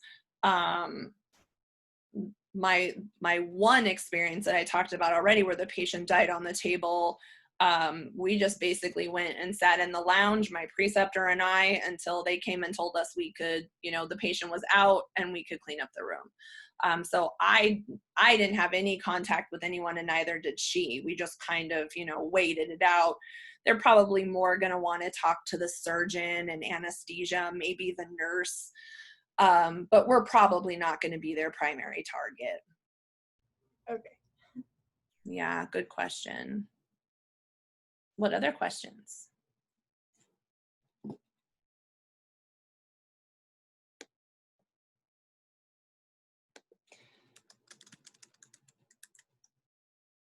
Okay, well, I'm going to pull up the PowerPoint. So let me do that. And I apologize if you looked at my announcement. This is a repeat, little funny right here, but I guess I liked it so good I used it twice. Can you guys see my PowerPoint? Yes. Thank you. Okay, here we are, chapter 1. So one of the reasons I think showing that, it was kind of a meant to be thing, I think, showing that video now, just to reiterate that during each of these classes that are called general education classes, I want us to always circle back and look through the lens of the surge tech, right? So when we're talking about communication, I always want us to kind of circle back and say, okay, how does this affect us in our role? How does it affect our patient? Those kinds of things. So can kind of help us stay connected. So I think we've kind of talked a little bit about what communication means to us. But the book does define communication as a process, something that is ongoing, where it doesn't really have a specific beginning or a specific end, right? It's just kind of this continuous process that's always occurring between and among people, right? So the book gives us a lot of reasons why we should study communication. We touched on some of them, right? Humans weren't meant to be in isolation, right? We're social creatures by nature, some of us more than others. I've had to learn to be more social. I think I lean a little bit towards being a little more introverted, especially in my younger years, my teen years.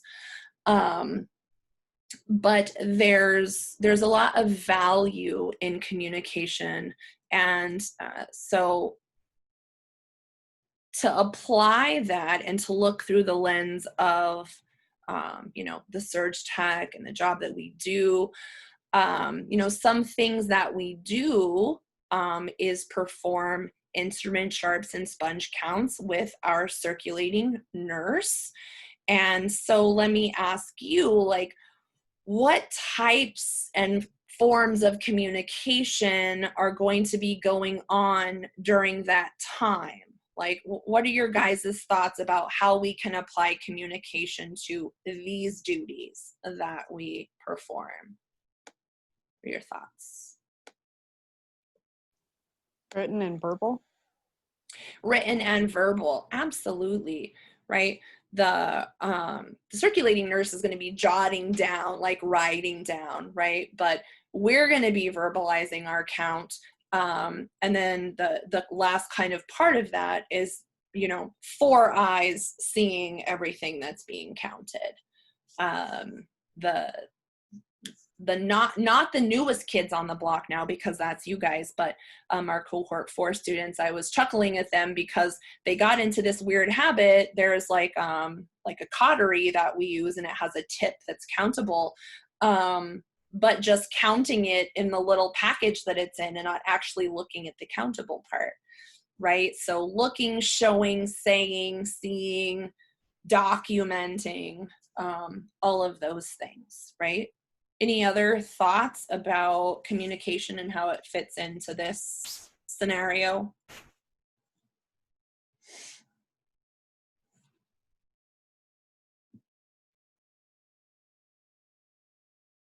What about if we know we started with 10 sponges, but now we only have 9?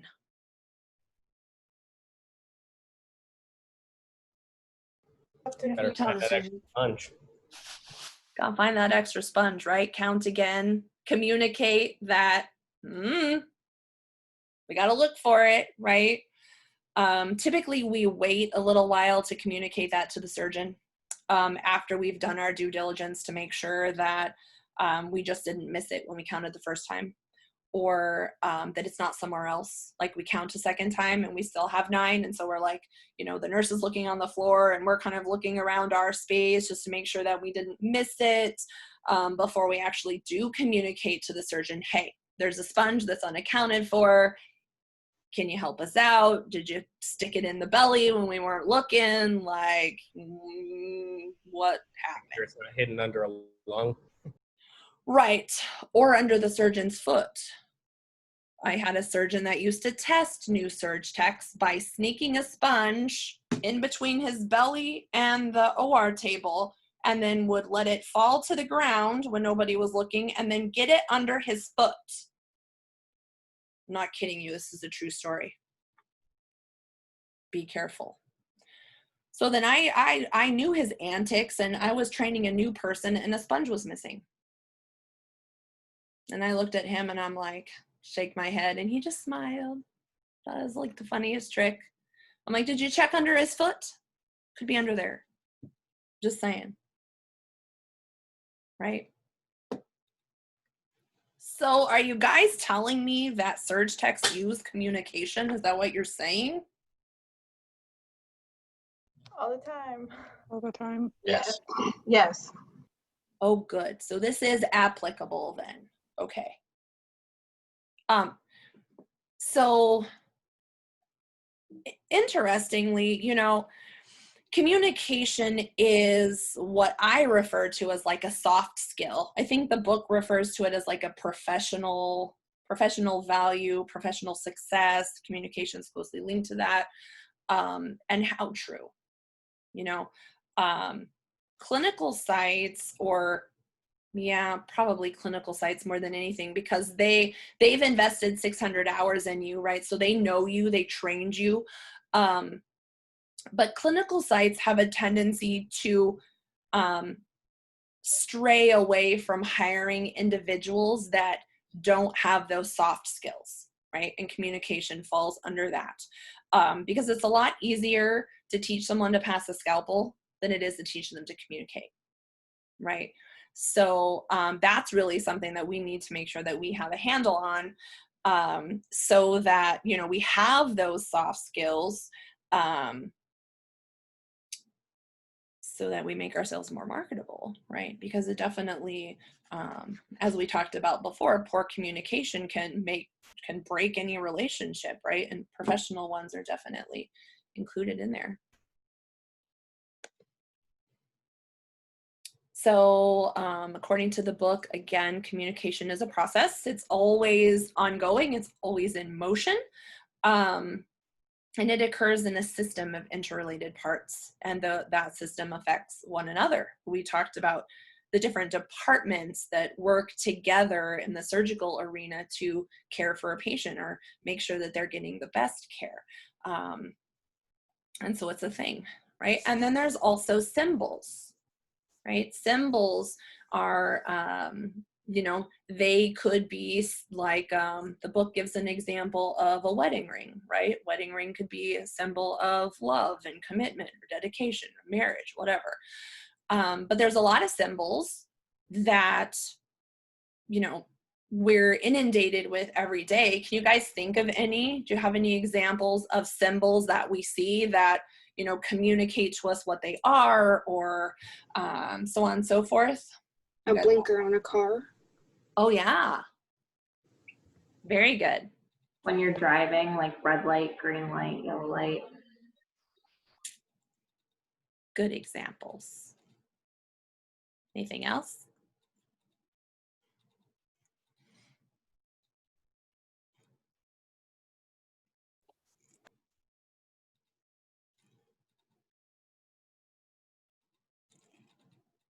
What about that brown little emoji that looks like a little pile?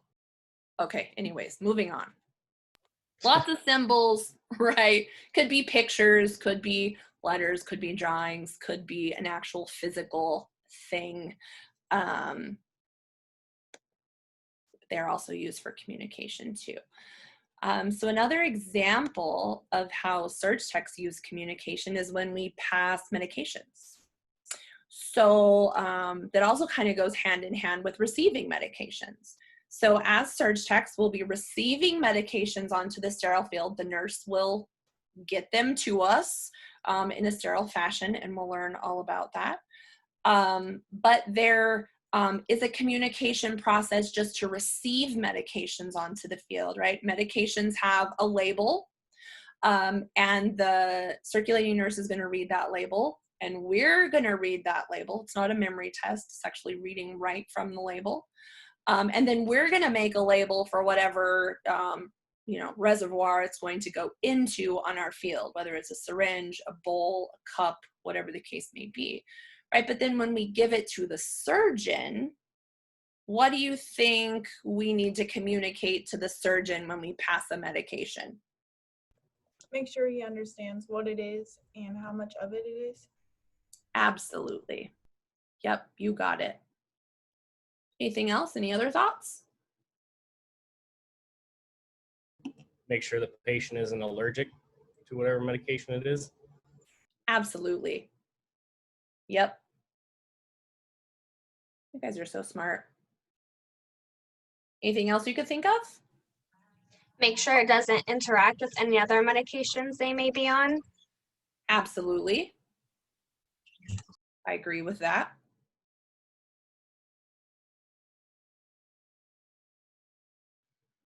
The one other thing I was thinking of is the expiration date. So that's something I typically, when I pass the medication, I'm going to let them know the strength, the name, the amount, and then the expiration date. Once I've passed it to them, if that's, if it's 1% lidocaine with epinephrine and it's 10 mLs and it expires 8/2021, I'm probably not going to say that whole spiel every single time I pass it. It might just become, here's the lido with epi, or here's the local anesthetic. But we definitely want to make sure that we communicate that. And then our written label is communication factor too, right? Because let's say somebody comes in and relieves us for lunch, right? That label is going to serve as communication. So if you were like in a hurry and just wrote it really sloppy, they might not be able to understand what it is. So that's an important piece as well. I have a question. Yeah. You said when someone comes and relieves you for lunch, so can that happen in the middle of a case sometimes if it's, or does that just, it can? Okay. It can. And myself and the other faculty members were actually just talking about this, where sometimes you might be in a situation where it is just not a good time, right? And somebody comes in to relieve you for lunch and you're like, now's really not a good time, because it is going to be an interruption in the procedure, right? There is no way that another surge tech can come in and relieve you without there being an interruption. You have to do a full count, right? So, I mean, there's this process, and then they don't know, where your stuff is. Like, I always give this example. Picture your kitchen right now, where you would go for a bowl. All of you guys are picturing this, right? I know where I go in my kitchen for a bowl, but do you guys know where you would go in my kitchen for a bowl? Probably not. You might guess, right? But that's how it is when we set up our fields as well, right? So, you're going to leave and it's your kitchen, and now somebody else is going to have to bake a cake in it and they don't know where anything is.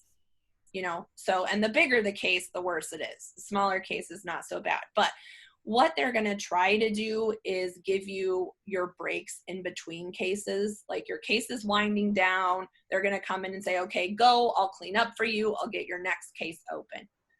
So that's the best time to be able to take a break, but it can definitely happen intraoperatively.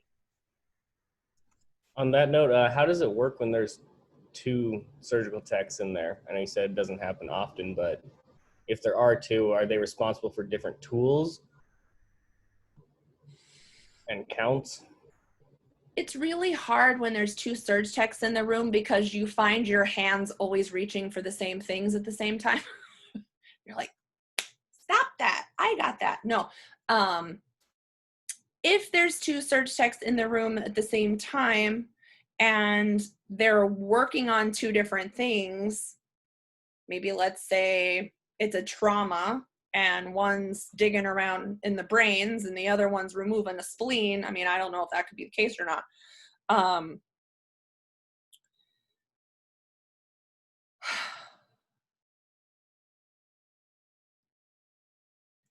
The count isn't going to be separate. It's still going to be one count. So it may be that they work together as a team to still verify that everything is there. Like, when you're doing a craniotomy, we don't count instruments for that, but we do for going into the belly, but then we count all sponges and sharps. So it might be that, they're kind of teaming up to do the count. Yeah, that's my best answer. Does that help? I don't know. Yeah, that helps. Okay. Other questions? Do you have to take your break, like when somebody comes in to relieve you, or can you choose to stay on the surgery and take a break later? For the most part, I think facilities are okay with you staying on and not taking your break. So you just want to make sure, like with the facility, that that's okay. I've never worked anywhere where they were like, you know, you have to take your break or else. The one thing to think about though, and sometimes the struggle that goes on in your brain is, if I pass up this break, this may be the only one that I get all day. So, you know, maybe not. If that person has a bunch of other people to get lunches, they might not be able to circle back to get you again before it's time for you to go home. So, so I think, yes, it is okay to decline a break, but just know that you may not get another opportunity. Good question. Anything else?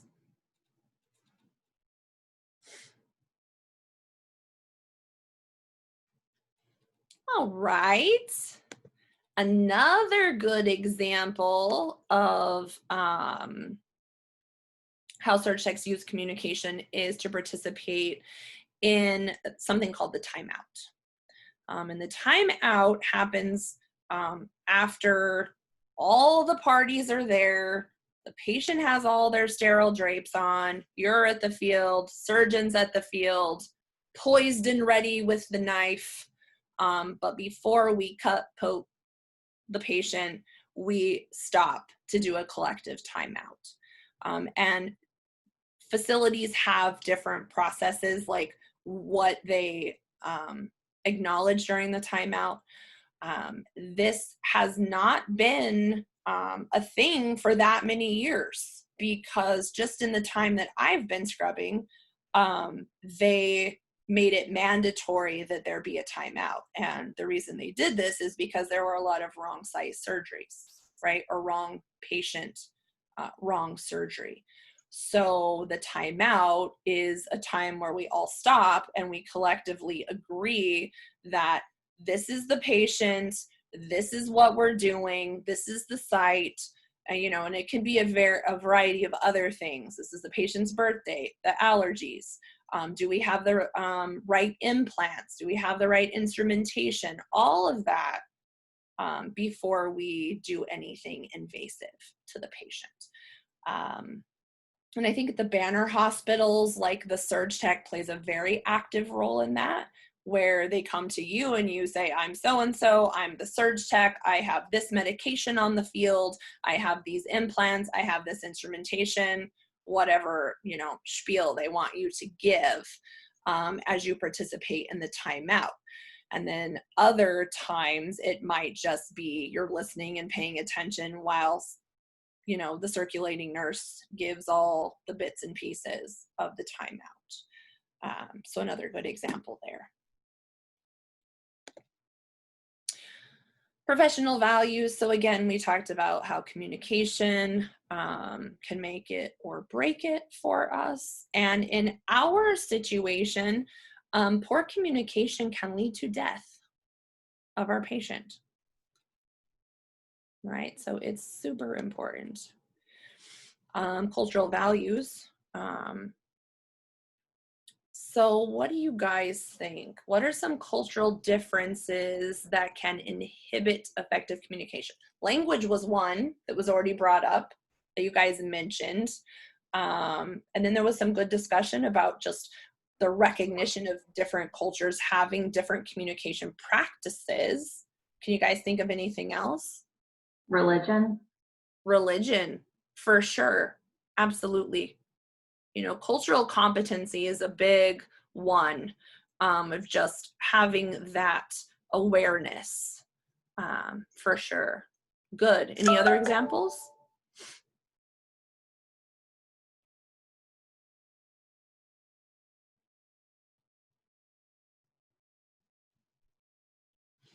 So do you guys think that cultural differences in regards to communication can impact patient care? Yes. Yes. Definitely, right? Definitely impact patient care. So what can we do to mitigate the risks How can we improve? What do you guys think?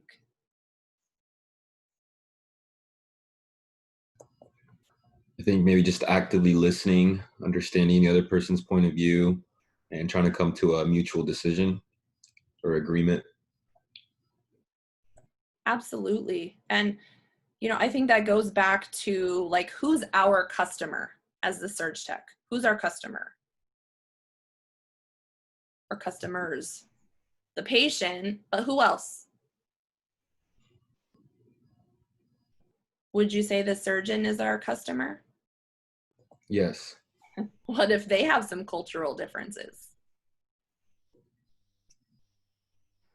Right? We have to communicate with them more than we do the patient. Right? So that could be a situation as well. I worked with this general surgeon. His name is Dr. Nally.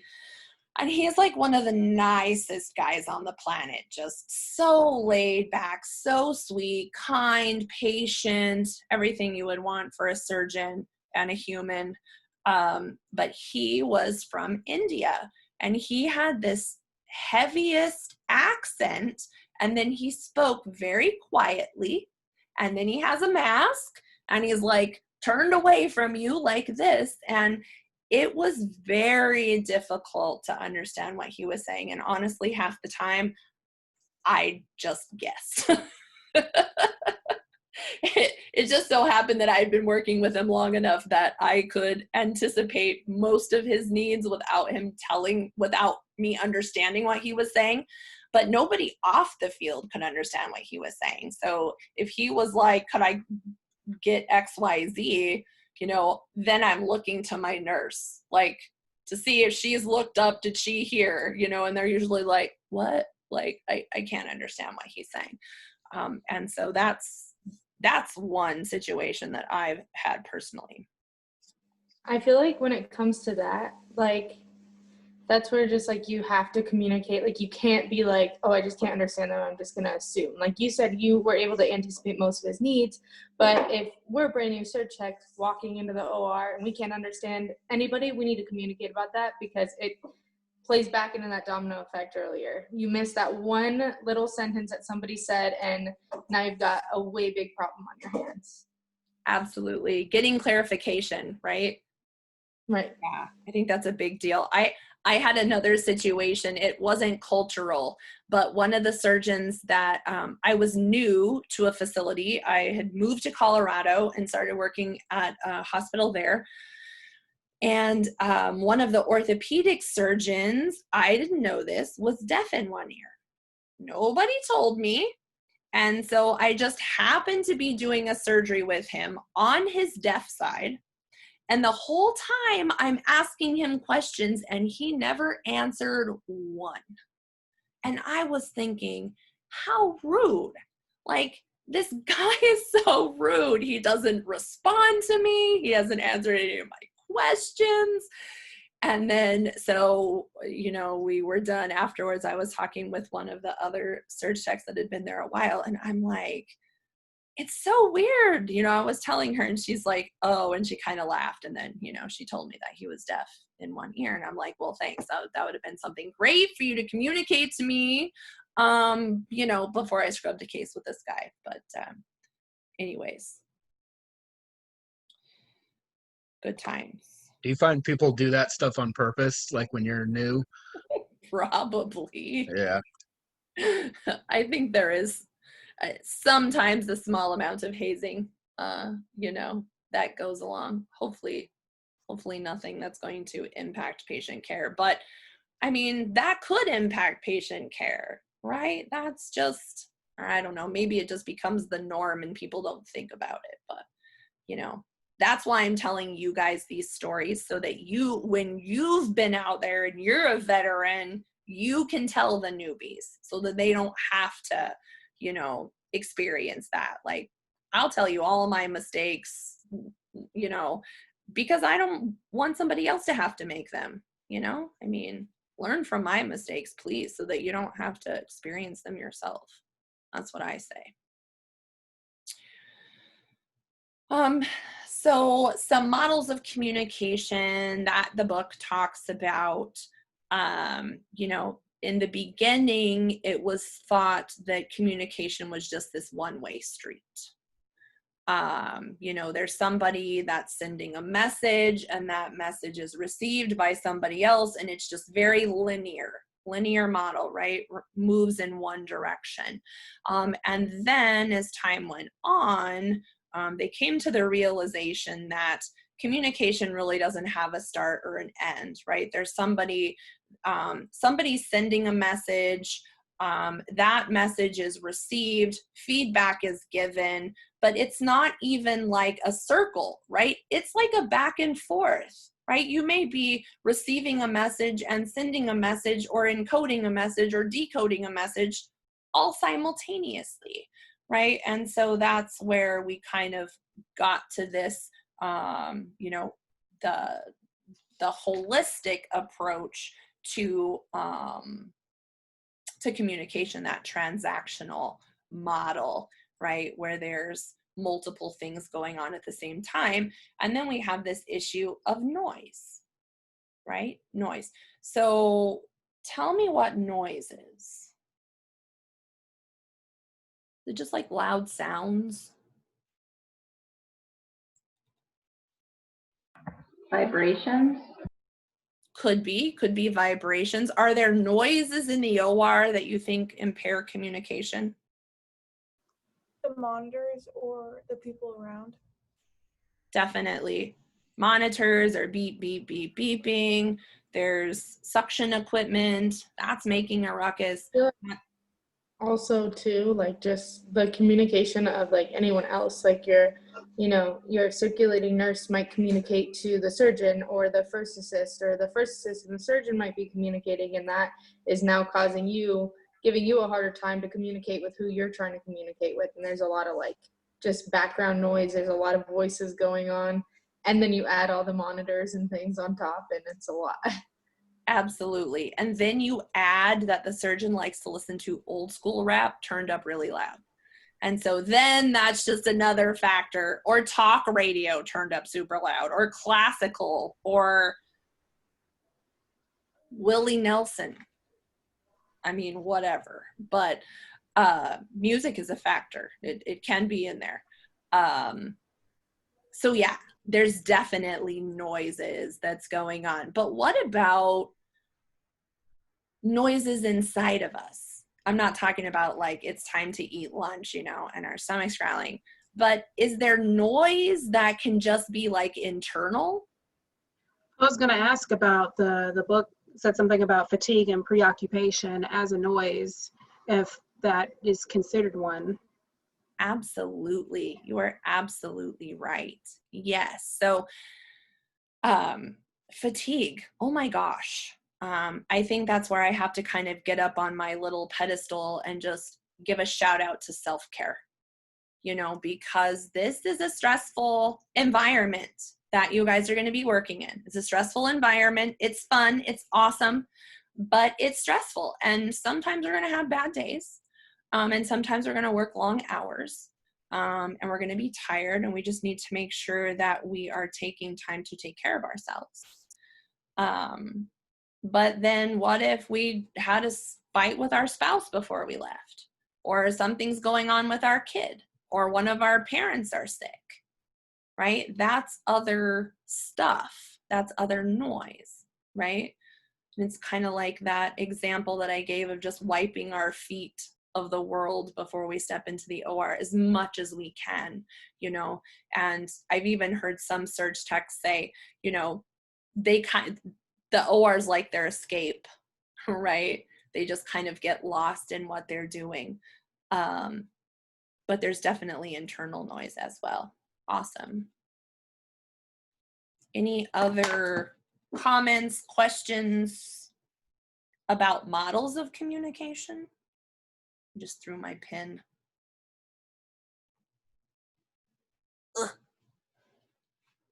Okay. Let's see. So the breadth of the field, this, you know, first chapter intro just really talks about, you know, if you got a degree in education, how else, or in communication, how else could you use it, right? So, you know, from different fields like public communication, organizational communication, mass communication, whatever the case may be. You know, if you are going to be a communications major, those are some things that you could focus on. Digital communication. What do you guys think? Darn you, autocorrect.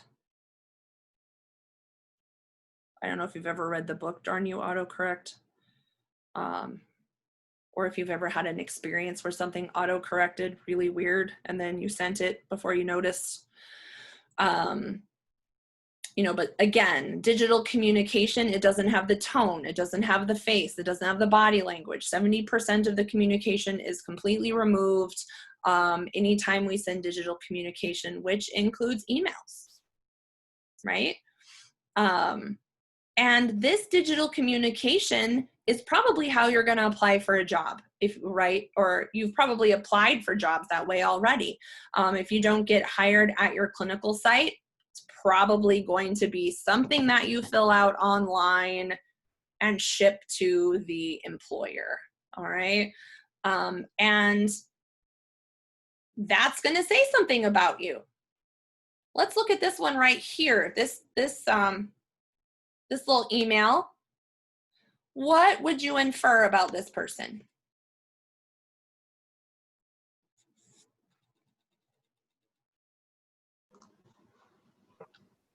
They, Oh, go ahead. I was gonna say, it doesn't sound like they have formal education in writing. Like, this sounds like something you would send in a text, not necessarily an email. Like, there's no hello, like introduction, a body paragraph, and a, what do you call it, signature at the end. There's just thanks, and that's not even spelled correctly.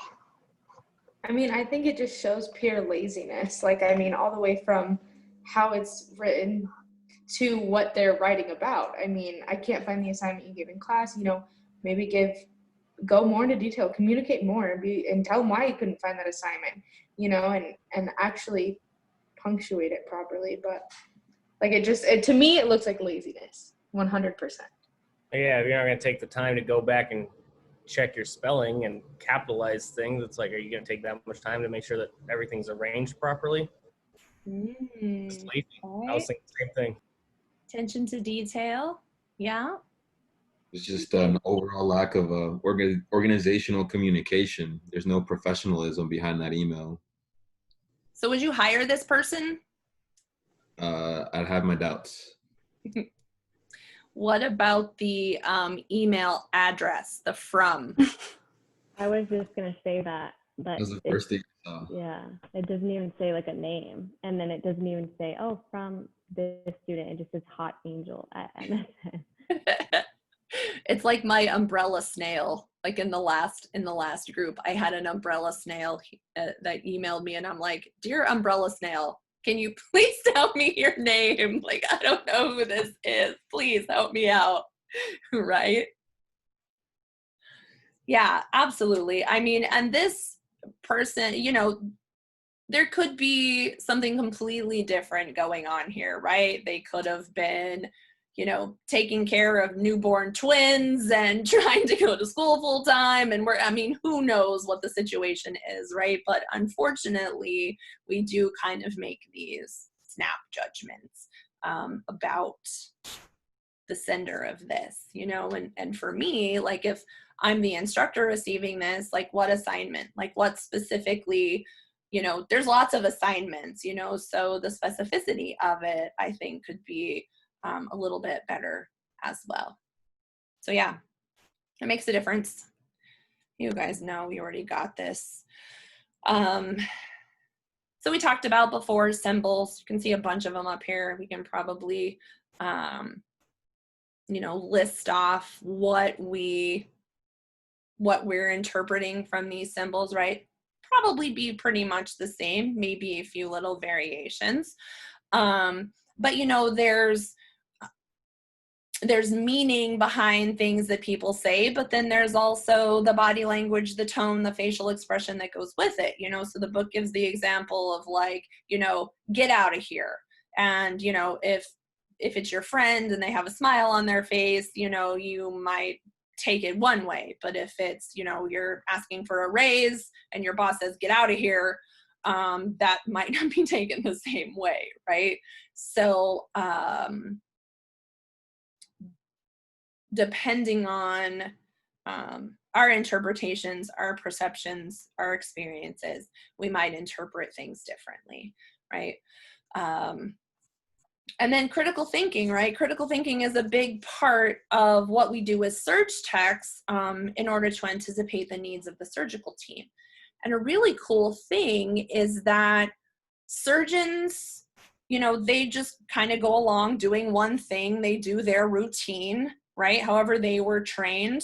But we work with several different surgeons in many different specialties. And that makes us even more of an asset when it comes to anticipating the needs of the surgeon. And one surgeon, he's a pediatric ophthalmologist of all things. This is the sweetest man, and he sits on our advisory board. And he said, you know, how much he relies on the surge tech. He's like, hey, I gotta sew this up. Like, what sutures have you seen other surgeons using, right? So they rely on us a lot, and they lean on us, sometimes literally, but so it's important that we, you know, we use what we know so that we can facilitate, you know, what they do. And I had another thought, but I just lost my train of thought. Anticipating the needs of the team. You also have to be careful about your approach to a surgeon. When you might have one surgeon and you're like, oh, I've seen this used before. Would you like to try that? Oh yeah, great. Thank you so much. That'd be fantastic. And then another surgeon is like, no, like leave me alone kind of thing. So you kind of have to be careful in your approach when you are suggesting something so that you don't make that surgeon feel like, I don't know, somebody else does it better than them, or I don't know, I guess surgeons have feelings too. I'm not sure. But, you know, what are your guys' thoughts about critical thinking, anticipating the needs of the team? Do you have any other thoughts?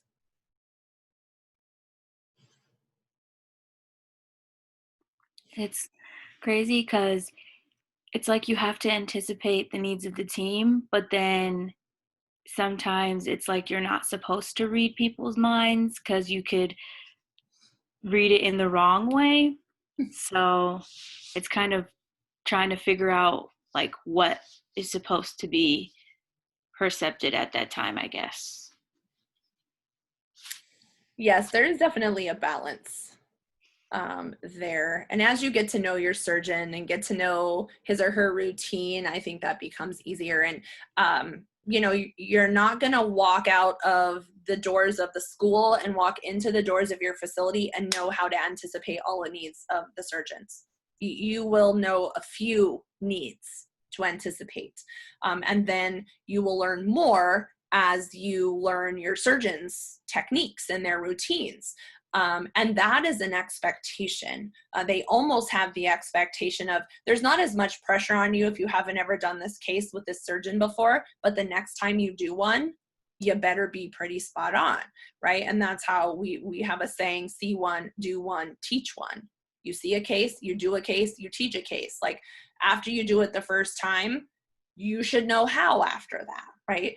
And if you've done 10 of those in a row and the surgeon is still leading you through every single step, you're not, you know, you're not doing what you need to do, right? So the expectation is maybe not that we walk in being able to anticipate all the needs, but that we learn, you know, to anticipate those needs and learn our surgeons. And you will, definitely will.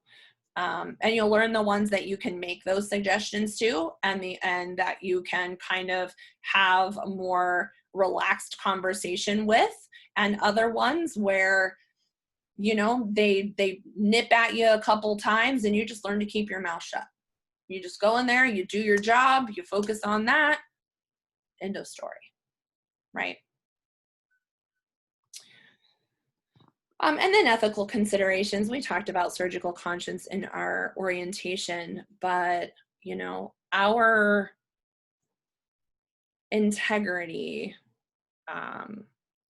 is what's going to make or break a patient. You know, we are the ones that establish the sterile field. We protect it. We monitor it. We are the ones that are supposed to identify if anything is out of line with it, if anything has been contaminated, how to fix it. You know, and there are like 17 rules that like, you know, guide us in that. But it's our responsibility to, you know, to be the governors of that, because if not, our patient could get an infection and they could lose a limb or they could die. You know, and that's one of the biggest one of the most common complications of surgery is surgical site infection, right? And that's not fun, because if they can't cure it with some antibiotics, then they got to come back and see us. And they might have to come back multiple times if they have an infected wound. And then there's longer hospital stays. And the longer they stay in the hospital, guess what? The higher risk they are for getting other diseases, right? Like pneumonia or COVID in this day and age. So, you know, that our ethical fiber is really important, you know, that we always do the right thing. Like the gal said in the video, like if you make a break in technique and you don't call yourself out, you're just going to feel horrible about it the whole day. So, you know, our job is to call ourselves out and then kindly call other people out as well. What are your thoughts? Can you guys do it? You're ready? Okay. Good. I think you're ready. Still with digital communication, you know, the value of it, again, we talked about job searches and, you know, being able to stay in contact with family. I mean, if we did not have technology and digital, you know, capabilities, we would be cut off from each other for the most part at this point, with what's going on with COVID and all of that. So it definitely has its values. And then we also talked about its drawbacks. And this delayed feedback thing, it kind of gets me on Zoom as well, you know, because I can see you guys. When we're like this, I can just see a couple people, but it's just not the same, right, as being face to face and being able to just have you in the same room and see your faces and your body language or whatever the case may be. There's this delayed feedback, you know, I have less of an ability to just assess how you guys are doing. And then that could mean, if you're not telling me what you need, that I'm missing what you need, right? So anyways, shout it out. Shout out what you need. Don't be afraid. Okay, that's it. Done. End. Do you have any questions about chapter 1? No. Nothing? Okay.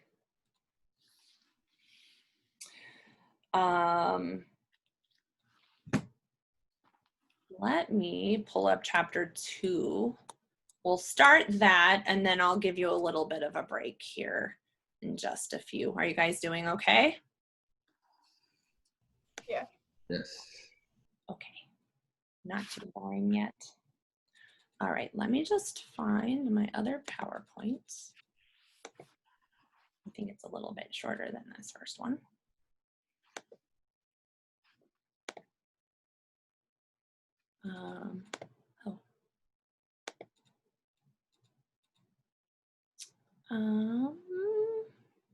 Actually, before we do that, let me have us watch this little video, and then we'll have a little discussion about this video, then we'll go on a break, and then when we come back, we'll look at some concepts in chapter 2.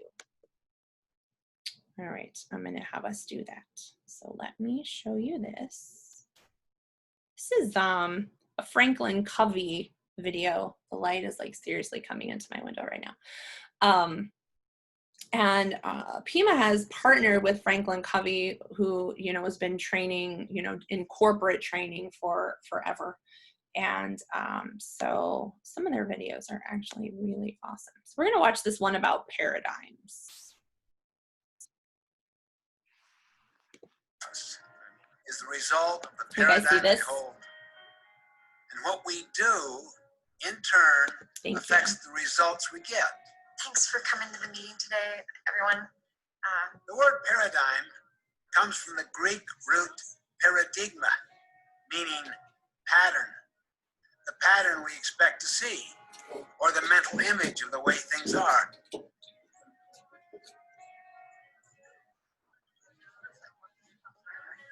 We see everything through the perspective of our own paradigm. If you see your industry as one where growth is impossible, how does that affect what you do every day? And what results do you think you'll get from your actions? On the other hand, suppose you saw unlimited prospects for growth in your industry. How would that change your actions? What we see, our paradigms, determine what we do, which in turn determines what we get. And unless we consciously stand apart from and examine our paradigms, we might never see that perhaps many of them are distorted, short-sighted, or just flat out wrong.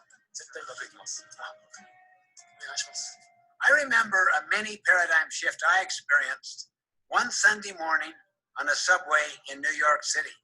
People were sitting very quietly, some reading, some resting with their eyes closed. Suddenly, a man and his children entered the subway car. The children ran yelling to the car, throwing things, grabbing people's newspapers. Their father sat down near me and closed his eyes and did nothing. I felt irritated. I could not believe he would let his children run wild like that. After a few minutes of patience and restraint, I turned to him and said, "Sir, your children are really disturbing a lot of people. I wonder if you could control them just a little more." Yeah, you're right. I should do something. Well, we just came from the hospital where your mother died about an hour ago. And I guess they don't know how to handle it. Because I don't know how to handle it. Can you imagine how I felt at that moment? My paradigm shifted. Suddenly I saw things differently. And because I saw differently, I thought differently. I felt differently. I acted differently. My irritation vanished. Compassion flowed freely. I wanted to help instead of criticizing and complaining. Once you see things as they really are, you'll think, feel, and act differently. And you'll do it automatically, spontaneously. Can you see why paradigms are deeper than attitudes and behavior? If you want to make minor changes in your life, work on your behavior. But if you want to make significant quantum breakthroughs, work on your paradigms.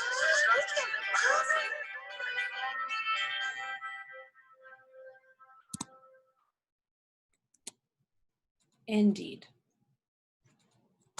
Escape. Computer does not want to escape. Okay. So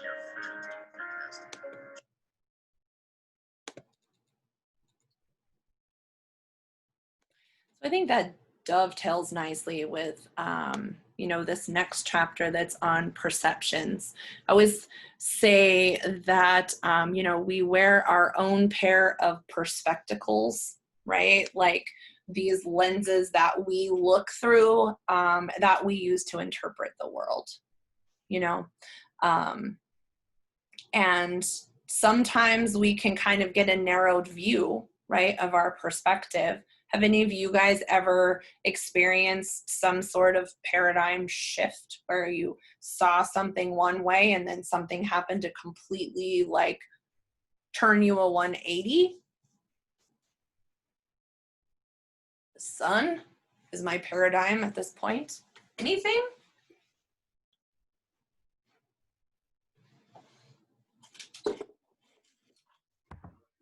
I can't think of a specific example, but there has definitely been times in my life where I've been judgy, and then I get to know the actual situation more when I was younger, but then I get to know the actual situation or the actual person and their whole situation. It's like, oh, okay, well, that changes things, and now I feel stupid.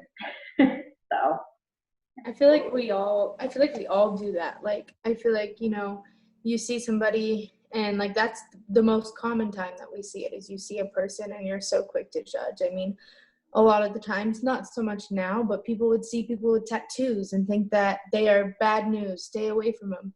And it's like until you know the person, then that's when it really changes. Like my dad's a pastor but covered in tattoos. So people see him and they're like, "Oh, like I don't know." But then it's like you get to know him and it's like, "Oh, okay." And it's like totally it changes everyone's perspective. So I feel like that's like where it comes in common. Like it happens most often is when we meet people. We're so quick to judge until we learn, and then that's when we realize, oh, okay, this isn't what I thought. Absolutely. Yeah. And that makes me think of Dr. Nally again. He said that he never looked at the patient's insurance information, like health insurance, like because he didn't want that to influence his care of the patient. So, he's like, I just always avoid looking at that. I'll look afterwards or whatever, just to, keep himself from making some sort of unconscious, decision about a patient. I thought that was pretty interesting and made himself pretty vulnerable just sharing that, but I agree. We all have those things that happen that kind of turn us around and and I think that's okay. Like it's just a human thing. I think what's not okay is not learning from that experience and growing from that experience and letting that, broaden our perspective or allow us to have that shift or whatever the case may be. For sure. Any other takeaways or thoughts about paradigm shifts or anything?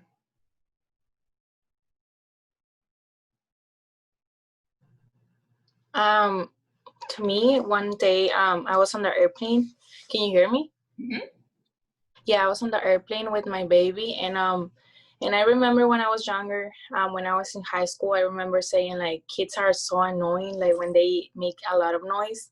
So I was with my baby in the airplane, and it was a teenager in front of me. So my baby was crying, and she looked at me and she said like, "I'm never gonna have a baby like yours, like he's crying." And another mother that was behind me, she said like, "Don't worry, I know how you feel right now." So I think that's another type of perspective.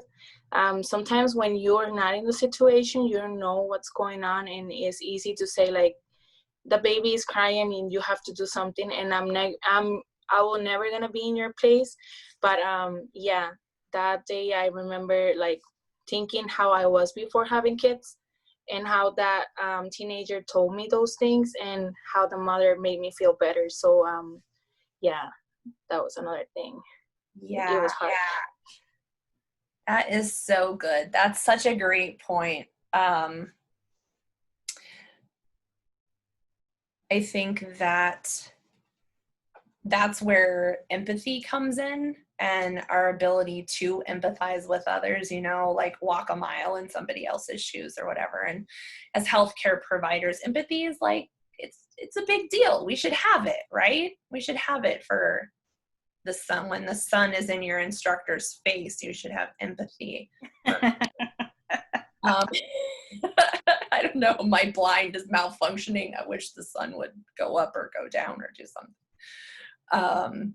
But yeah, definitely, it just makes me think of the importance of empathy and just trying to relate to someone else, understand somebody else's situation, and not comparing it 2 hours. That's hard, right? I mean, it's not a natural thing to do, but. Yeah, and I feel like too, it's like you never know like what was wrong with her baby, you know? Like what if the baby was sick? I think you have to be like mature in a way to think about those things. Absolutely. Yeah. I feel like also too, like, I know I brought up work before, but it plays into that too. Like you could be sitting in a drive-through line and you're furious because it's taking 20 minutes. And little did you know that inside of that building, there are 2 people working to take care of everyone in this line right now. But us, we are so quick to be like, well, where's my food? Where's my drinks? Why don't I get it? And people, once they learn, you know, some people just don't care. Some people don't care. I can tell them, listen, there's 2 of us in here. We are doing our absolute best to get things out to you guys. I promise. And other people, like, they'll just be like, whatever, I don't really care. And they drive off mad. And then there's the people that empathize and they're like, oh, I get it now. Like, I understand. I was upset before, but now I get it. I've been in your shoes. Or, you know, I can't imagine how hard you guys are working. And it just like, even empathy comes in that way, even though it's not so much on a personal level. It's just a matter of, okay, I understand the situation better now. So I get why I've waited 15 minutes in this line for my drink. Yep, absolutely. It makes me just wonder. I'm gonna be like a sociologist in my next life, but it just makes me wonder why it's like our pre-programming is to just jump to thinking the worst of someone instead of jump to thinking the best of someone. Like, and maybe I'm not saying that nobody like has a default of thinking the best, because some people do. But it just seems like we kind of go to the extreme of, you know, thinking the worst. I call that catastrophizing. But, you know, if somebody cuts you off in traffic, you're like, oh, that person is such a jerk. But I don't know, maybe their wife's having a baby. Who knows? They need to get there, you know? I mean, we just never know what somebody else is going through. And then it's important for us to find out, you know, and take the time to listen to that person, or at least give them support and let them know that we care and that we're there for them, you know, if they need someone to lean on, right? And we can do that just in our group here, right? Because we all have common goal, and you know, we can support each other in this setting, you know, as well. Somebody's having a bad day, or, you know, whatever the case may be, take the time to care about each other. I feel like I need to play a little bit of devil's advocate here. Based off of the scenario with the 15 minutes waiting in line, I feel like if you know there's only 2 of you there, it would be nice if you communicated to those of us who didn't necessarily expect to spend 15 minutes in line. Like, and now it's just become this huge thing where if there was a sign placed out front like, hey, longer wait times than normal, then I could be like, okay, this is going to be the norm. I don't have the time to sit in this line that I can now not get out of, and just avoid that whole situation.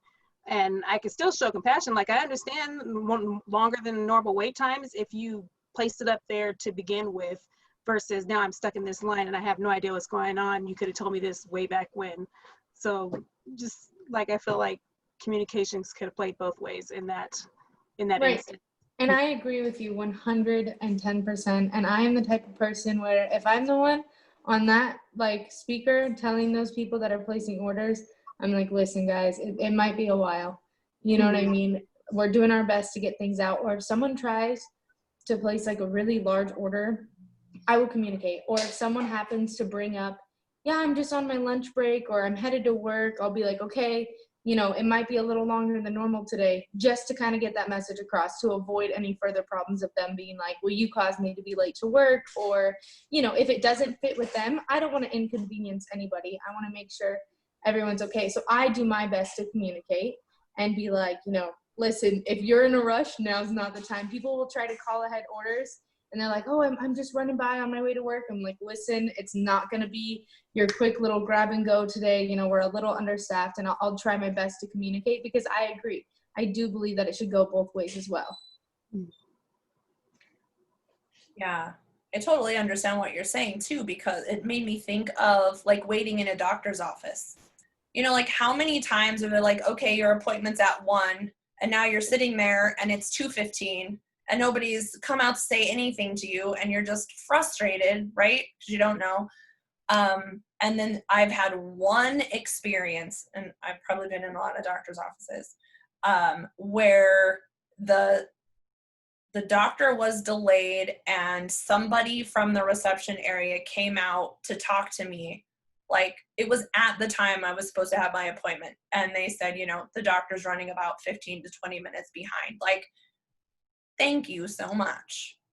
Like, you know, for communicating that. So I can definitely understand where, you know, if you can communicate that delay, like that's really nice. Or if you've ever been waiting in the, you know, the surgery waiting area, right? And your loved one is supposed to have a 45-minute procedure, and here it's been 3 hours and nobody knows anything, and they haven't come to talk to you, and you know, you just sit there and you get more worried and more worried and more worried, and you don't know what's going on. So you know, yeah, for sure. Good points, ladies.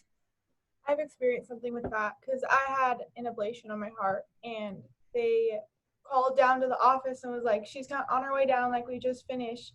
But when they put my heart under stress again, my heart rate was 240. So they had to go back in and find the other nerve. And they didn't tell my mom or anybody that I was not coming out yet. So they waited for like 3 more hours, and they still didn't tell her like where I was, nothing. I don't know. I think by that time I'd have been in scrubs and going down the hall. I'd have been like, I'm going to find her no matter what. I don't know if I could have handled it. I'd have been freaked out. Definitely good example. That's scary. I had a doctor schedule me for his lunch break. I came in at 1 o'clock, and the receptionist's like, this is his lunch break. Why is your appointment now? She checked her computer. She's like, yeah, you got scheduled right on his lunch break. You're going to have to sit here for half an hour. So that was kind of frustrating. It's like, why do you even schedule me then? Yes. See, I knew we had more bad communication experiences. Just had to get you guys warmed up a little bit. Absolutely. Yes. Well, I think there's, you know, even if there isn't something good to learn from something, we can learn what not to do, right? In another situation, or when we're caring for a person, like having this awareness of what is frustrating or what makes us worried or scared or irritated or whatever, to try to, you know, pay it forward so we don't cause that angst for, you know, our patients or our surgeons or whatever the case may be. Awesome. Good conversation. Do you guys want to take 10 minutes? Okay, take 10. It's 4:04, so I guess that would be 4:14. I can do some math. Okay, I'll see you in 10. I'm going to shoot out the sun.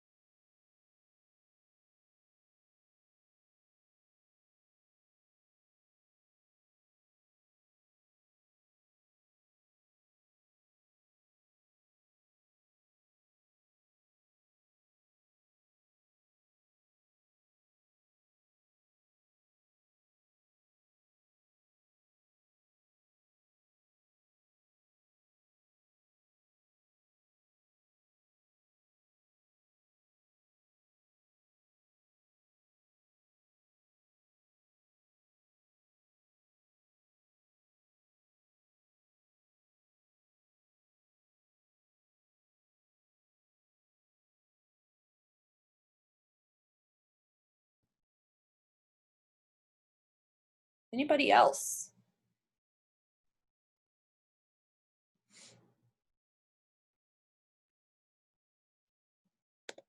Okay. So as far as organization goes, there are some different concepts associated with that and how we kind of perceive and organize those perceptions in our minds, I guess, is what the book is trying to tell us. And a lot of times we have a prototype of what someone should be like or look like or act like, right? And a couple examples I just kind of pulled off the top of my head was, well, what is your prototype of a best teacher, right? Or what is your prototype of a best doctor? If you ask me, it might be different than if you ask somebody else. And if you ask 10 people, you might get 10 different stories, right?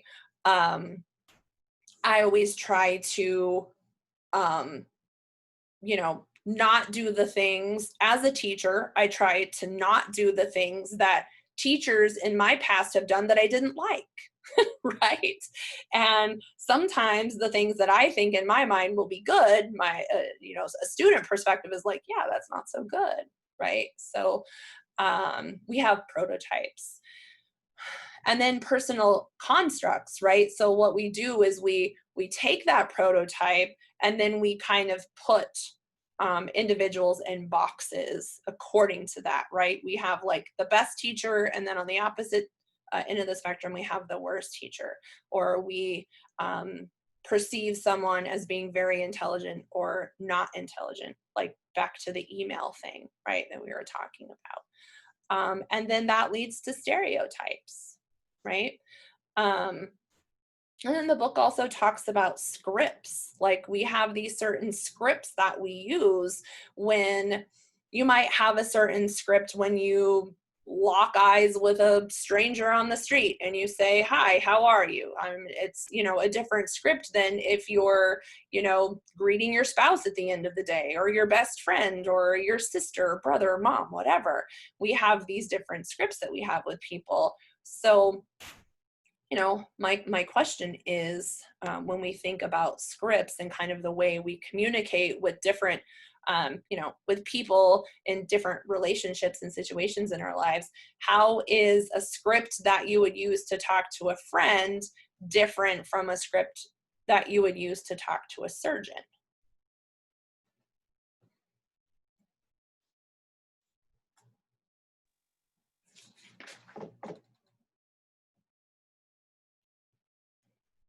Any thoughts? If you're speaking Professionalism. Oh, sorry. it's okay. If you're speaking with like a friend, they know you more, like you can make jokes, you can be sarcastic. But if you're speaking with a surgeon, like they're not your friend, they're your superior. Like you have to be professional about it. Mm-hmm. Absolutely. That's what I was gonna say too. There's different levels of like respect. Like with your friend, you can say things that you like kind of joke around and stuff, I guess, and just don't really respect. Like you respect your friends, but not the same way you would respect a surgeon.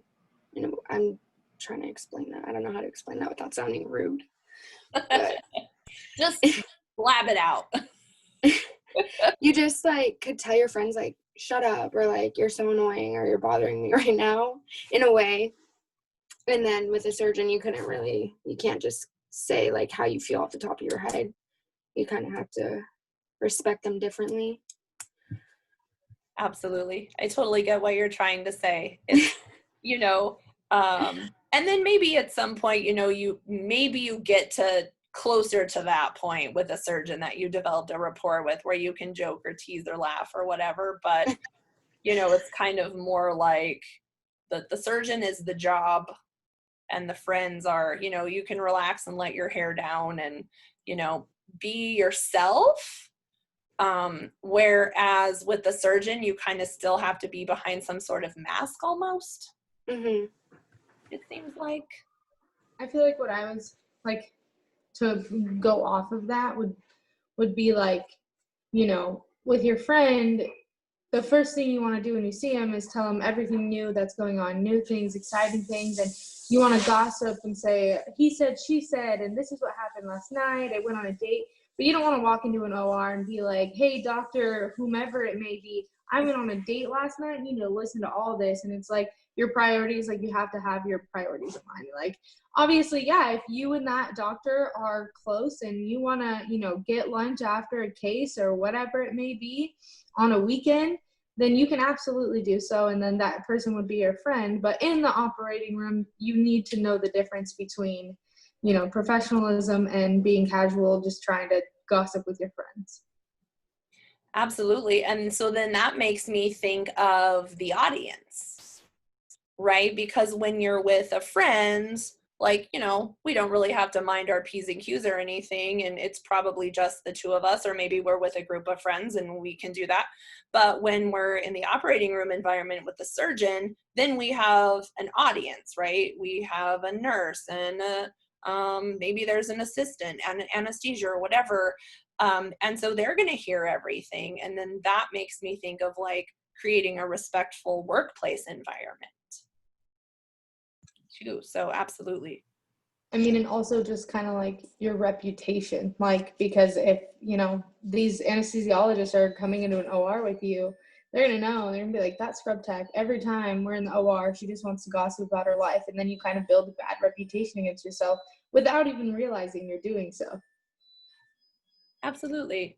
Yeah, that's a great point. And even if it's just like innocent, right? You know, others are making perceptions of us too in the workplace. And, you know, the more professional we can keep it, I think, the better. Awesome. Good job. So what do you guys see here? Do you see anything in this picture?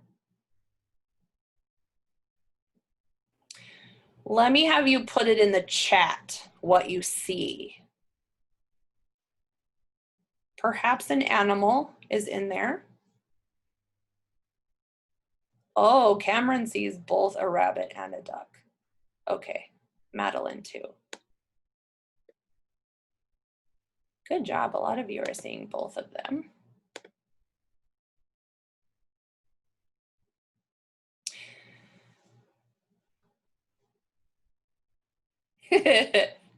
Half duck and half rabbit. Awesome. Thank you for playing along. When my eyes first see this, I see a duck. Like when my eyes first landed on this, I was like a duck. And then it took me a while, right? Katie, did it take you a while for like your eyes to kind of find the rabbit instead of the duck?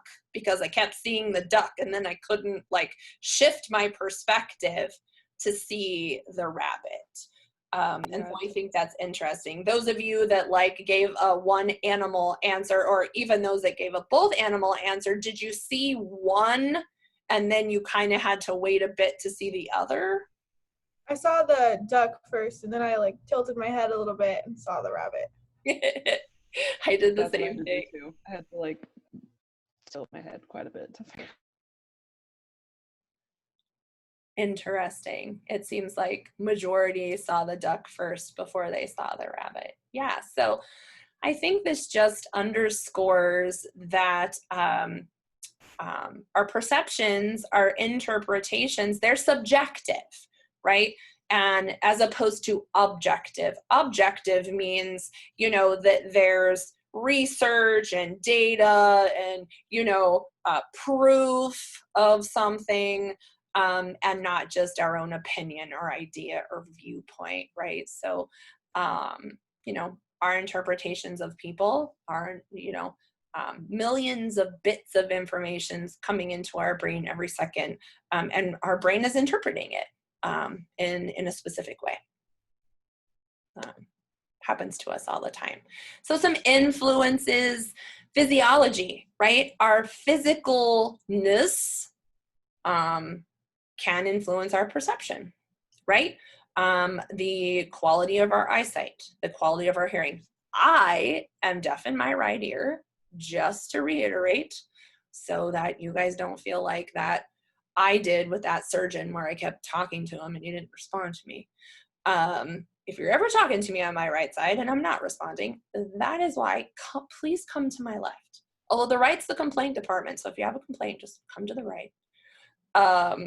But physiology and culture is another thing that factors into perception, as well as our social and professional roles, right? What if you're the lowest man on the totem pole? Welcome to being surge techs. Or if you're the CEO or CFO, right? You're gonna have a different perspective. What about when you work with a surgeon that started out as a surge tech? How do you think that differs from a surgeon that just took the fast track all the way to become a surgeon, and now they're a surgeon doing what they do? I think they'll have a better perspective on like what our jobs are and how to come at it whenever like there's something to be said or anything like that. Absolutely. I They feel have a lot more empathy. Yeah. sorry. No, you're good. Empathy, absolutely. I feel like that road can go both ways. Like it could go a good way and they've been in your position, they get it, they understand, but then also they could look at you and be like, why don't you understand this? It's so simple. This is your job. You know what I mean? And it kind of could go either way with it, you know, dependent on the surgeon, dependent on who they are. And that comes down to that confidence or cockiness. Like you can't, you know, they could be confident and be like, hey, you know, I'm here to help you out and let's work as a team together. Or it could be like, I've been in your shoes. It's not that hard. Why can't you do it? You know? Yep. Yeah. Or they could have higher expectations of you because of it, right? Mm-hmm. Yep, for sure. Yep. I agree.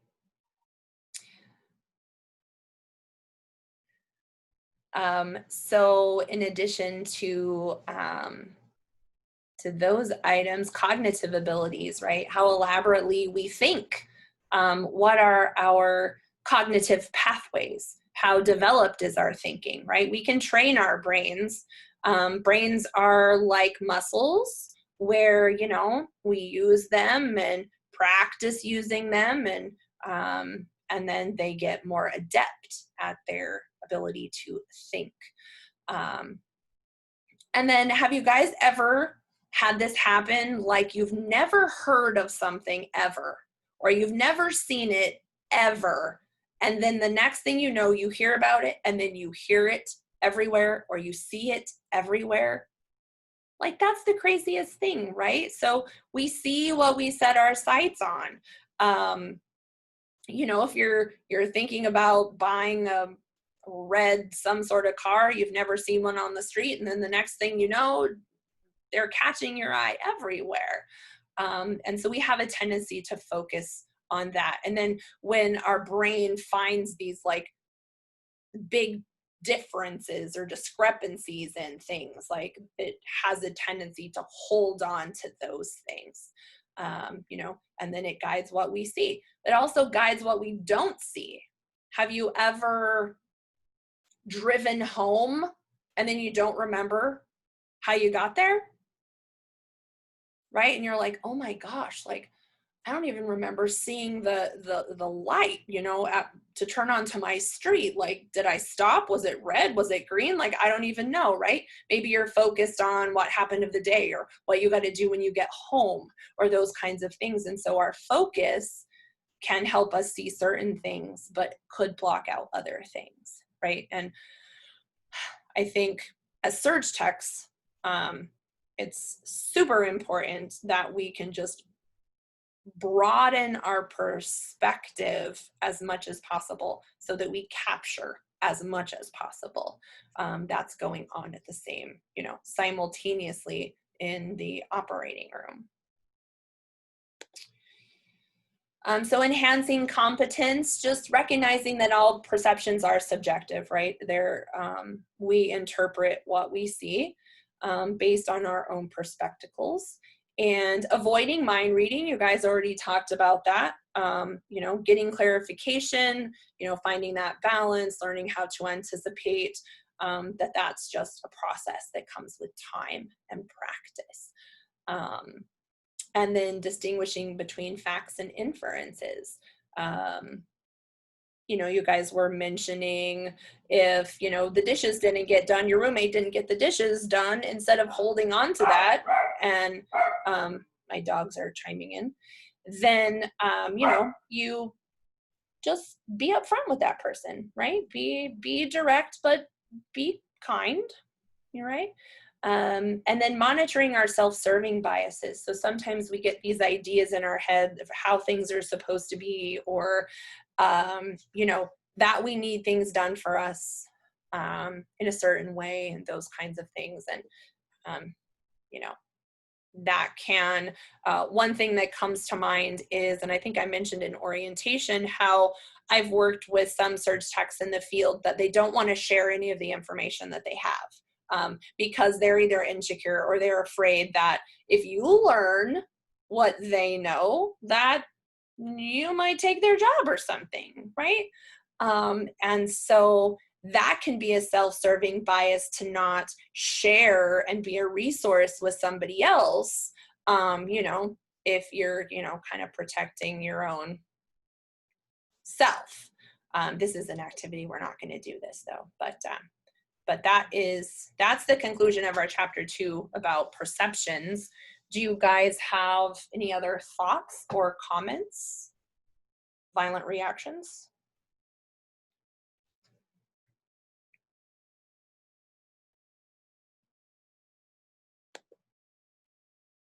Okay.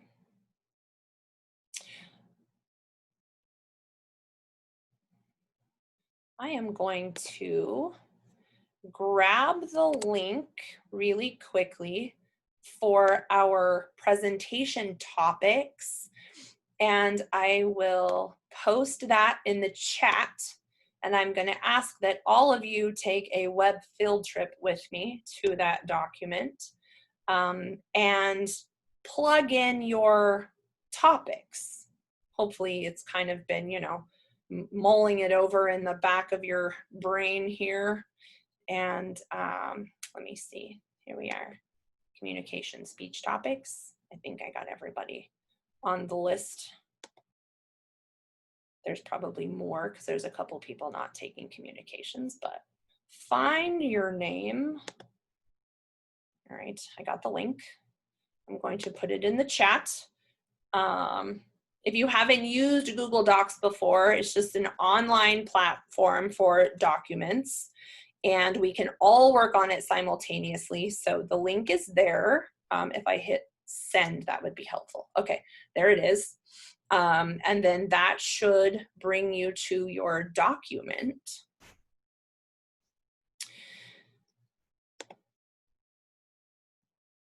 Oh yeah, I see you guys. I see you guys in there. I don't think we need to record this, do we?